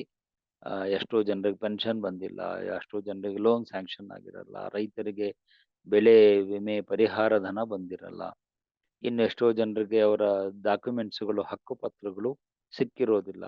ಸೊ 108 ರೀತಿಯ ಸಮಸ್ಯೆಗಳನ್ನು ಹೊತ್ಕೊಂಡು ಜನ ಆಫೀಸಿಗೆ ಓಡಾಡ್ತಿರ್ತಾರೆ. ಆದ್ರೆ ನಮ್ಮ ಬ್ಯೂರೋಕ್ರಸಿ ಅಧಿಕಾರಶಾಹಿ ಅವರ ಸಮಸ್ಯೆಗಳಿಗೆ ಸ್ಪಂದಿಸಲ್ಲ. ಒಂಥರ ತಾತ್ಸಾರ್ಯ, ಜಿಗುಪ್ಸೆ, ಉದಾಸೀನತೆ, ಒಂಥರ ಉಡಾಫೆ ದೃಷ್ಟಿಕೋನವನ್ನ ಆಡಳಿತ ಕಚೇರಿಗಳಲ್ಲಿ ನಾವು ಕಾಣ್ತೇವೆ. ಇದು ತಪ್ಪು ಅಂತ ಹೇಳೋದೇ ಕಾನ್ಸೆಪ್ಟ್. ರೆಸ್ಪಾನ್ಸಿವ್ ಅಡ್ಮಿನಿಸ್ಟ್ರೇಷನ್ ಅಂದ್ರೇನು? You must care for the people, serve the people with love and affection. ಜನರನ್ನ ಪ್ರೀತಿ ವಿಶ್ವಾಸಗಳಿಂದ ಗೌರವದಿಂದ ನೀವು ಅವರಿಗೆ ಸೇವೆ ಸಲ್ಲಿಸಬೇಕು. ಜನರ ಸೇವೆಯೇ ನಮ್ಮ ಸೌಭಾಗ್ಯ. ನಮ್ಮಲ್ಲೆಲ್ಲ ಬೋರ್ಡ್ ಹಾಕಿರ್ತಾರೆ ಕಚೇರಿಯಲ್ಲಿ, ಜನತಾ ಸೇವೆಯೇ ನಮ್ಮ ಸೌಭಾಗ್ಯ ಅಂತ. ಅದು ಬರೀ ಬೋರ್ಡ್ ನೋಡ್ಲಿಕ್ಕೆ ಅಷ್ಟೇ, ನೋಡ್ಲಿಕ್ಕೆ ಚಂದ ಅಷ್ಟೇ. ಅಲ್ಲಿ ಹೋದ್ರೆ ಒಂದ್ ಕೆಲಸಗಳು ಆಗೋದಿಲ್ಲ ಅನ್ನೋದು ನಿಮ್ಗೂ ಗೊತ್ತಿದೆ. ಅದ್ರ ಬಗ್ಗೆ ಈಗ ನಾನು ಹೆಚ್ಚು ಮಾತಾಡ್ಲಿಕ್ಕೆ ಹೋಗಲ್ಲ. ಸೊ ಜನ ಸೇವೆಯೇ ಸೌಭಾಗ್ಯ ಅನ್ನೋದು ಸ್ಲೋಗನ್ ಆಗ್ಬಾರ್ದು. It should B A reality, it should B A fact. ಜನರ ಸೇವೆಯನ್ನ ಖುಷಿ ಖುಷಿಯಿಂದ ನಮ್ಮ ಅಧಿಕಾರಿಗಳು ಮಾಡಬೇಕು. ಅಲ್ಲಿ ನಮ್ಮ ಕೆಂಗಲ್ ಹನುಮಂತಯ್ಯನವರು ಬರೆಸಿರೋ ಬೋರ್ಡ್ ನೆನಪಾಗುತ್ತೆ. ವಿಧಾನಸೌಧದ ಪೂರ್ವ ಬಾಗಿಲಿನ ಮುಂದೆ ಬರೆಸಿದ್ದಾರೆ, government work is God's work. ಸರ್ಕಾರದ ಕೆಲಸ ಅಂದ್ರೆ ದೇವರ ಕೆಲಸ ಅಂತ ಕೆಂಗಲ್ ಹನುಮಂತಯ್ಯನವರು ಬರೆಸಿದ್ದಾರೆ. ಅದು ಬರೀ ಬರೆದಿದ್ದಾಗಿದೆಯೇ ಹೊರತು ವಾಸ್ತವಿಕವಾಗಿ ಆಗ್ತಾ ಇದೆ. ಸರ್ಕಾರದ ಕೆಲಸ, ಜನರ ಕೆಲಸವನ್ನ ದೇವರ ಕೆಲಸ ಅಂತ ಶ್ರದ್ಧೆಯಿಂದ, ಪ್ರಾಮಾಣಿಕತೆಯಿಂದ, ಗೌರವದಿಂದ, ನಯ ವಿನಯಗಳಿಂದ ನಮ್ಮಲ್ಲಿ ಯಾರು ಕೆಲಸ ಮಾಡಲ್ಲ. ಮತ್ತೆ ಹೇಗೆ ಸರ್ ಅವ್ರು ಕೆಲಸ ಮಾಡ್ತಾರೆ ಅಂದ್ರೆ, ಒಂದು ಕೋರ್ಟ್ ಆದೇಶ ಆಗಿರ್ಬೇಕು, ನ್ಯಾಯಾಲಯದಿಂದ ಆದೇಶ ಬಂದಿರಬೇಕು, ಇಲ್ಲ ರಾಜಕೀಯ ಒತ್ತಡಗಳು ಮೇಲಿಂದ ಬಂದಿರಬೇಕು, ಇಲ್ಲ ಜನ ಪ್ರತಿಭಟನೆ ಮಾಡಿ ಗಲಾಟೆ ಮಾಡಿರ್ಬೇಕು, ಇಲ್ಲ ಅವ್ರ ಕೈಯಲ್ಲಿ ಲಂಚದ ಹಣವನ್ನ ಕೊಟ್ಟಿರ್ಬೇಕು. ಅವ್ರ ಟೇಬಲ್ ಮುಂದೆ 1000ನೋ 2000ನೋ 500 ನೋಟ್ ಇಟ್ಟು ಬಂದ್ರೆ ಅವ್ನು ನಿಮ್ ಫೈಲ್ ತಗೋದು ಏನಪ್ಪಾ ನಿನ್ ಕೆಲಸ ಅಂತ ನೋಡ್ತಾನೆ. ಇವನ್ 4 ಬಿಟ್ಟು ನಾ ಹೇಳ್ತಿರೋದು, ಎಕ್ಸ್ಕ್ಲೂಡಿಂಗ್ 4, ರಾಜಕೀಯ ಒತ್ತಡ, ನ್ಯಾಯಾಲಯದ ಆದೇಶಗಳು, ಅಥವಾ ಡೀಪ್ ಇನ್ಫ್ಲೂಯೆನ್ಸು, ಅಥವಾ ಲಂಚವನ್ನ ಕೊಟ್ಟಿದ್ದರ ಪ್ರಕರಣಗಳನ್ನ ಬಿಟ್ಟು ನಾರ್ಮಲ್ ಸಂದರ್ಭದಲ್ಲಿ ನಿಮ್ ಕೆಲಸಗಳನ್ನ ಪಕ್ಕ ಅವರು ಮಾಡಿಕೊಟ್ರೆ, ನಿಮ್ಮನ್ನ ಕಾಡಿಸದೆ, ಪೀಡಿಸದೆ, ವಿಳಂಬಿಸದೆ ಕೆಲಸಗಳನ್ನ, ಕಡತಗಳ ವಿಲೇವಾರಿಯನ್ನ ಮಾಡಿಕೊಟ್ರೆ ಅದನ್ನ ಸ್ಪಂದನಶೀಲ ಆಡಳಿತ ಅಂತ ಹೇಳ್ತಾರೆ. That is called smart administration or sensible administration or responsive administration. ಹಿಂದೆ ಚಂದ್ರಬಾಬು ನಾಯ್ಡು ಅವರು ಅದನ್ನ ಫಸ್ಟ್ ಟೈಮ್ CM ಆದಾಗ ಆಂಧ್ರ ಪ್ರದೇಶದಲ್ಲಿ ಜಾರಿಗೆ ತಂದಿದ್ರು. ಅದಕ್ಕೆ ಸ್ಮಾರ್ಟ್ ಅಂತ ಹೆಸರು ಕೊಟ್ಟಿದ್ರು. SMART capital letter. ಎಸ್ ಅಂದ್ರೆ ಸಿನ್ಸಿಯರು, ಎಂ ಅಂದ್ರೆ ಮಾರಲ್ಲು, ಎ ಅಂದ್ರೆ ಅಕೌಂಟಬಲ್ಲು, ಆರ್ ಅಂದ್ರೆ ರೆಸ್ಪಾನ್ಸಿಬಲ್ಲು, ಟಿ ಅಂದ್ರೆ ಟೈಮ್ಲಿ. SMART ಸ್ಮಾರ್ಟ್ ಅಡ್ಮಿನಿಸ್ಟ್ರೇಷನ್ ಅಂದ್ರೆ, ಎಸ್ ಅಂದ್ರೆ ಸಿನ್ಸಿಯರ್ ಪ್ರಾಮಾಣಿಕವಾಗಿ, ಎಂ ಅಂದ್ರೆ ಮಾರಲ್ ನೈತಿಕವಾಗಿ, ಎ ಅಂದ್ರೆ ಅಕೌಂಟಬಲ್ ಅಂದ್ರೆ ಜವಾಬ್ದಾರಿಯುತವಾಗಿ ಹೊಣೆಗಾರಿಕೆ, ಆರ್ ಅಂದ್ರೆ ರೆಸ್ಪಾನ್ಸಿವ್ ಸ್ಪಂದನಶೀಲತೆ, ಅಲ್ಲಿ ಆರ್ ಅಂದ್ರೇನೆ ರೆಸ್ಪಾನ್ಸಿವ್, ಟಿ ಅಂದ್ರೆ ಟೈಮ್ಲಿ ಸಕಾಲಿಕವಾಗಿ ಜನರ ಕೆಲಸಗಳನ್ನ ನಾವು ಮಾಡಿಕೊಡ್ಬೇಕು, ಕುಂದುಕೊರತೆಗಳನ್ನ ಬಗೆಹರಿಸಬೇಕು ಅಂತ. ಸೊ ಇದನ್ನ ಒಂದು ಶಬ್ದದಲ್ಲಿ ರೆಸ್ಪಾನ್ಸಿವ್ ಅಡ್ಮಿನಿಸ್ಟ್ರೇಷನ್ ಅಂತ ಕರಿತೇವೆ. ಸೊ ಇದಿಷ್ಟು ಪಾಯಿಂಟ್ಸ್ ಅನ್ನ ನೀವು ಹೇಳಿದ್ರೆ ದಟ್ ಟಾಪಿಕ್ ಇಸ್ ಓವರ್. ಮತ್ತು ಆ ಸ್ಪಂದನಶೀಲ ಆಡಳಿತದ ಕುರಿತು ಬರೀರಿ. ಇದೆಲ್ಲ 10 ಮಾರ್ಕ್ಸಿನ ಟಾಪಿಕ್ಗಳು. ಈಗ ನಾನೇನ್ ಡಿಸ್ಕಸ್ ಮಾಡ್ತಿದ್ದೀನಿ, each one of them is a 10 mark question, 150 words. 10 ಅಂಕಕ್ಕೆ 150 ಶಬ್ದಗಳಿಗೆ ಇಷ್ಟು ವಿವರಣೆ, ಉದಾಹರಣೆಗಳು ಸಾಕು. ಇನ್ನ I will go to next topic. ಅದನ್ನ NPA ಅಂತ ಕರೀತಾರೆ, ನ್ಯೂ ಪಬ್ಲಿಕ್ ಅಡ್ಮಿನಿಸ್ಟ್ರೇಷನ್. ಅದೇ ಫಸ್ಟ್ ಚಾಪ್ಟರ್ ಅಲ್ಲಿ ಬರ್ತಕ್ಕಂಥದ್ದು. ಸೊ NPA ಅಂದ್ರೆ ಏನ್ ಸರ್? ಇದು ಅಮೆರಿಕಾದಲ್ಲಿ ಬೆಳೆದು ಬಂದ ಪರಿಕಲ್ಪನೆ. 1968ರಲ್ಲಿ ಒಂದು ಸಮ್ಮೇಳನ ನಡೆಯುತ್ತೆ ಅಮೆರಿಕಾದ ಮೆನುಬ್ರೂಕ್ ಅನ್ನುವಲ್ಲಿ.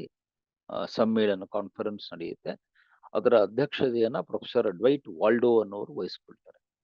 Dwight Waldo, WALDO, presided over that conference in Minneburg City in 1968. So ಆ ಮಿನೋಬ್ರೂಕ್ ಸಮ್ಮೇಳನದಲ್ಲಿ ಒಂದು ರೆಸಲ್ಯೂಷನ್ ಪಾಸ್ ಆಗುತ್ತೆ. ಏನು?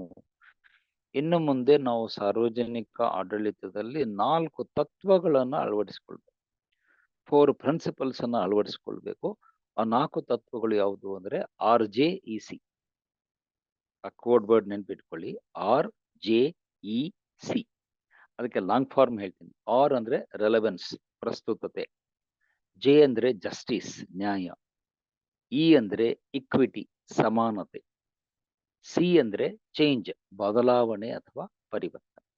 ಸೊ ಪ್ರೊಫೆಸರ್ ಡ್ವೈಟ್ ವಾಲ್ಡೋ ಅವರ ಪ್ರಕಾರ ಸಾರ್ವಜನಿಕ ಆಡಳಿತದಲ್ಲಿ ಈ 4 ಹೊಸ ಪರಿಕಲ್ಪನೆಗಳನ್ನು ಅಳವಡಿಸಿಕೊಂಡ್ರೆ then it is called NPA, new public administration ಅನ್ನೋ ಪದವನ್ನ ಅವರು ಬಳಕೆ ಮಾಡ್ತಾರೆ. ಈ 4 ತತ್ವ ಅಥವಾ ಮೌಲ್ಯಗಳನ್ನ ಆಡಳಿತ ಮಾಡುವವರು ಯಾರೇ ಇರಲಿ, ಅಮೆರಿಕದಲ್ಲೇ ಇರಲಿ, ಬೇರೆ ದೇಶಗಳಲ್ಲಿ ಇರಲಿ, ಆಡಳಿತ ಮಾಡುವವರು ಈ 4 ತತ್ವಗಳನ್ನ ಅಳವಡಿಸ್ಕೊಳ್ಬೇಕು. ಒಂದು, ಪ್ರಸ್ತುತ, ರೆಲೆವೆನ್ಸ್. ಅಂದ್ರೆ ನಿಮ್ಮ ಆಡಳಿತ ಅಂದಿನ ಸಮಕಾಲೀನ ಪರಿಸ್ಥಿತಿಗಳಿಗೆ ಪ್ರಸ್ತುತವಾಗಿರಬೇಕು, ರೆಲೆವೆಂಟ್ ಆಗಿರಬೇಕು. ಅಂದಿನ ಸಾಮಾಜಿಕ, ಆರ್ಥಿಕ, ರಾಜಕೀಯ, ಸಾಂಸ್ಕೃತಿಕ, ಭೌಗೋಳಿಕ, ಪರಿಸರಿಕ, ತಂತ್ರಜ್ಞಾನದ ಸಂಗತಿಗಳಿಗೆ ರೆಲೆವೆಂಟ್ ಆಗಿರಬೇಕು. ಓಕೆ, ರಿಪೀಟ್ ಮಾಡ್ತೀನಿ. ಮಂಜುನಾಥ್ ಅವರು ಕೇಳಿದ್ರು. ಆ 4 ತತ್ವಗಳನ್ನ ರಿಪೀಟ್ ಮಾಡ್ತೀನಿ, ಬರ್ಕೊಳ್ಳಿ. R, relevance. J, justice. E, equity, equity ಅಂದ್ರೆ ಸಮಾನತೆ. ಸಿ, ಚೇಂಜ್, ಬದಲಾವಣೆ. ಕೋಡ್ ವರ್ಡ್ ಹೇಗೆ ನೆನ್ಪಿಟ್ಕೋಬೇಕು ಅಂದ್ರೆ RJEC. ಯಾಕಂದ್ರೆ ನನ್ನಲ್ಲಿ ಈಗ ಬೋರ್ಡ್ ಇಲ್ಲ, ಬೋರ್ಡ್ ಇದ್ರೆ ನಾನು ಬರೀತಿದ್ದೆ, ಅದಕ್ಕೆ ಓರಲಿ ಹೇಳ್ತಾ ಇದ್ದೀನಿ. RJEC, ಕ್ಯಾಪಿಟಲ್ ಲೆಟರ್ ಬರ್ಕೊಳ್ಳಿ. Relevance, justice, equity, change. Kannada ಮೀಡಿಯಂದವರು ಪ್ರಸ್ತುತತೆ, ನ್ಯಾಯ, ಸಮಾನತೆ, ಪರಿವರ್ತನೆ ಅಥವಾ ಬದಲಾವಣೆ. RJEC ಅನ್ನೋದು 4 ತತ್ವಗಳು. ಈ 4 ಪಾಯಿಂಟ್ಸ್ ಅನ್ನ ನೀವು ಬರೆದ್ಬಿಟ್ರೆ ಅದು NPA ಆಗುತ್ತೆ. ಅಲ್ಲಿ ಬೇರೆ ಏನಿಲ್ಲ. ಅದರಲ್ಲಿ ಮೊದಲೇ ಹೇಳ್ತಿದ್ದೆ, ರೆಲೆವೆನ್ಸ್, ಆಡಳಿತ, ಅದು ಕೇಂದ್ರ ಸರ್ಕಾರದೇ ಇರಲಿ, ರಾಜ್ಯ ಸರ್ಕಾರದೇ ಇರಲಿ, ಸ್ಥಳೀಯ ಸರ್ಕಾರಗಳೇ ಇರಲಿ, ಪ್ರಸ್ತುತ ಸಮಸ್ಯೆಗಳಿಗೆ, ಸುತ್ತಮುತ್ತಲಿನ ಪರಿಸರಗಳಿಗೆ ಸ್ಪಂದಿಸಬೇಕು. ನಿಮ್ಮ ಸುತ್ತಲಿನ ಸ್ಥಿತಿಗತಿಗಳಿಗೆ ಸ್ಪಂದಿಸಲಿಲ್ಲ ಅಂದ್ರೆ ಇವರ ಅಡ್ಮಿನಿಸ್ಟ್ರೇಷನ್ ಈಸ್ ಇರ್ರೆಲೆವೆಂಟ್ ಅಂತ, ಅಪ್ರಸ್ತುತ. ಒಂದು ಸಣ್ಣ ಉದಾಹರಣೆ ಕೊಡ್ತೀನಿ. ಇತ್ತೀಚೆಗೆ ಬಾಣಂತಿಯರ ಮಗುವಿನ ಸಾವು ಜಾಸ್ತಿ ಆಯ್ತು ನಮ್ಮ ರಾಜ್ಯದಲ್ಲಿ. ಒಂದು 37-38 ಜನ ಬಾಣಂತಿಯರು ಮಕ್ಕಳು ಸತ್ರು. ಈಗ ರೆಲೆವೆನ್ಸ್ ಅಂದ್ರೆ ಅರ್ಥ ಏನು? ನೀವು ಸುಮ್ಮನೆ ಖಾಲಿ ಆಡಳಿತ ಮಾಡ್ಕೊಂಡು ಹೋಗೋದಲ್ಲ. ಆರೋಗ್ಯ ಇಲಾಖೆಯವರು ನಮ್ಮಲ್ಲಿ ಏನೋ ಒಂದು ಸ್ಕೀಮ್ ಇವೆ, ಆ ಸ್ಕೀಮ್ ಮಾಡ್ಕೊಂಡು ಹೋಗ್ತೀವಿ, ಜನನಿ ಸಾಧು ಇದು ಮಾಡ್ಕೊಂಡು ಹೋಗ್ತೀವಿ ಅನ್ನೋದಲ್ಲ. ಇಲ್ಲಿ ಏನು ಘಟನೆ ನಡೆದಿದೆ ಅದಕ್ಕೆ ಸ್ಪಂದಿಸ್ಬೇಕು. ಯಾಕೆ ಬಾಣಂತಿಯರ ಸಾವಾಯಿತು, ಮಕ್ಳು ಯಾಕೆ ಸತ್ವು, ಅಲ್ಲೇನೋ ಕಳಪೆ ಔಷಧ ಪೂರೈಕೆ ಆಯ್ತು, ಅಥವಾ ಡಾಕ್ಟರ್ ನಿರ್ಲಕ್ಷ್ಯ ಆಯಿತು, ಅಥವಾ ವೈದ್ಯಕೀಯ ಸೌಲಭ್ಯಗಳ ಕೊರತೆ ಇದೆಯೋ, ಇನ್ಫ್ರಾಸ್ಟ್ರಕ್ಚರ್ ಕೊರತೆ ಇದೆಯೋ, ಏನಾಯ್ತು, ಸೂಪರ್ವಿಷನ್ ಕೊರತೆ ಆಯಿತು, ಅಥವಾ ಬೇಜವಾಬ್ದಾರಿ ಕರ್ತವ್ಯ ಲೋಪ ಆಯಿತು ನೋಡಿ ಅದನ್ನು ಇಮಿಡಿಯೇಟ್ಲಿ ಸರಿಪಡಿಸ್ಬೇಕು. ಮುಂದೆ ಬಾಣಂತಿಯರ ಸಾವು ಆಗದಂತೆ ಇಲಾಖೆ ಎಚ್ಚೆತ್ತುಕೊಂಡು ನಡೆದ್ರೆ ಅದಕ್ಕೆ ರೆಲೆವೆನ್ಸ್ ಅಂತ. ಅಡ್ಡಿ ಇಲ್ಪ, ನಮ್ಮ ಆಡಳಿತ ರೆಲೆವೆಂಟ್ ಆಗಿದೆ, ಜನರ ಸಮಸ್ಯೆಗಳಿಗೆ ಸ್ಪಂದಿಸ್ತಾ ಇದೆ ಅಂತ ಅರ್ಥ. ನೀವು ಅದನ್ನ ಮಾಡಲಿಲ್ಲ ಅಂದ್ರೆ then your administration is irrelevant. ನಿಮ್ಮ ಆಡಳಿತ ಅಪ್ರಸ್ತುತವಾಯಿತು ಅಂತ ಕರಿಬೇಕಾಗುತ್ತೆ. ಸೊ ಈ ತರ ಒಂದು ಎಕ್ಸಾಂಪಲ್ ಕೊಟ್ಟು ಎಕ್ಸ್ಪ್ಲೈನ್ ಮಾಡೋದು. ಜಸ್ಟಿಸ್ ಅಂದ್ರೆ ಏನು? ನ್ಯಾಯ. ಆಡಳಿತದ ಮೂಲ ಉದ್ದೇಶವೇ ಜನತೆಗೆ ನ್ಯಾಯವನ್ನ ಕೊಡಬೇಕು. ಯಾವ ರೀತಿಯ ನ್ಯಾಯ? ಸಾಮಾಜಿಕ ಮತ್ತು ಆರ್ಥಿಕ, ಸೋಷಿಯಲ್ ಅಂಡ್ ಎಕನಾಮಿಕ್ ಜಸ್ಟಿಸ್. ಸಾಮಾಜಿಕ ನ್ಯಾಯ ಅಂದ್ರೇನು? ಸಮಾಜದಲ್ಲಿ ಶೋಷಿತವಾದಂತಹ ವರ್ಗಗಳಿಗೆ, ವಂಚಿತ ವರ್ಗಗಳಿಗೆ ನ್ಯಾಯವನ್ನು ಕೊಡಬೇಕು. ಅದು SC ST ಮಹಿಳೆಯರು, OBC ಇರ್ಬೋದು. ಮತ್ತೆ ಆರ್ಥಿಕ ನ್ಯಾಯ ಅಂದ್ರೆ ಕಷ್ಟಪಟ್ಟು ದುಡಿಯುವ ವರ್ಗದವರಿಗೆ ಪ್ರತಿಫಲ ಸಿಗ್ಬೇಕು. ಯಾರು ಕಷ್ಟಪಟ್ಟು ದುಡಿತಿದ್ದಾರೆ ಸಂಘಟನೆಗಾಗಿ, ಸರ್ಕಾರಕ್ಕಾಗಿ, ಸಮಾಜಕ್ಕಾಗಿ, ಅವರಿಗೆ ಯೋಗ್ಯ ತಕ್ಕ ಪ್ರತಿಫಲವನ್ನ ಕೊಡಬೇಕು. ಬೆವರಿಗೆ ಬೆಲೆಯನ್ನು ಕೊಡಬೇಕು.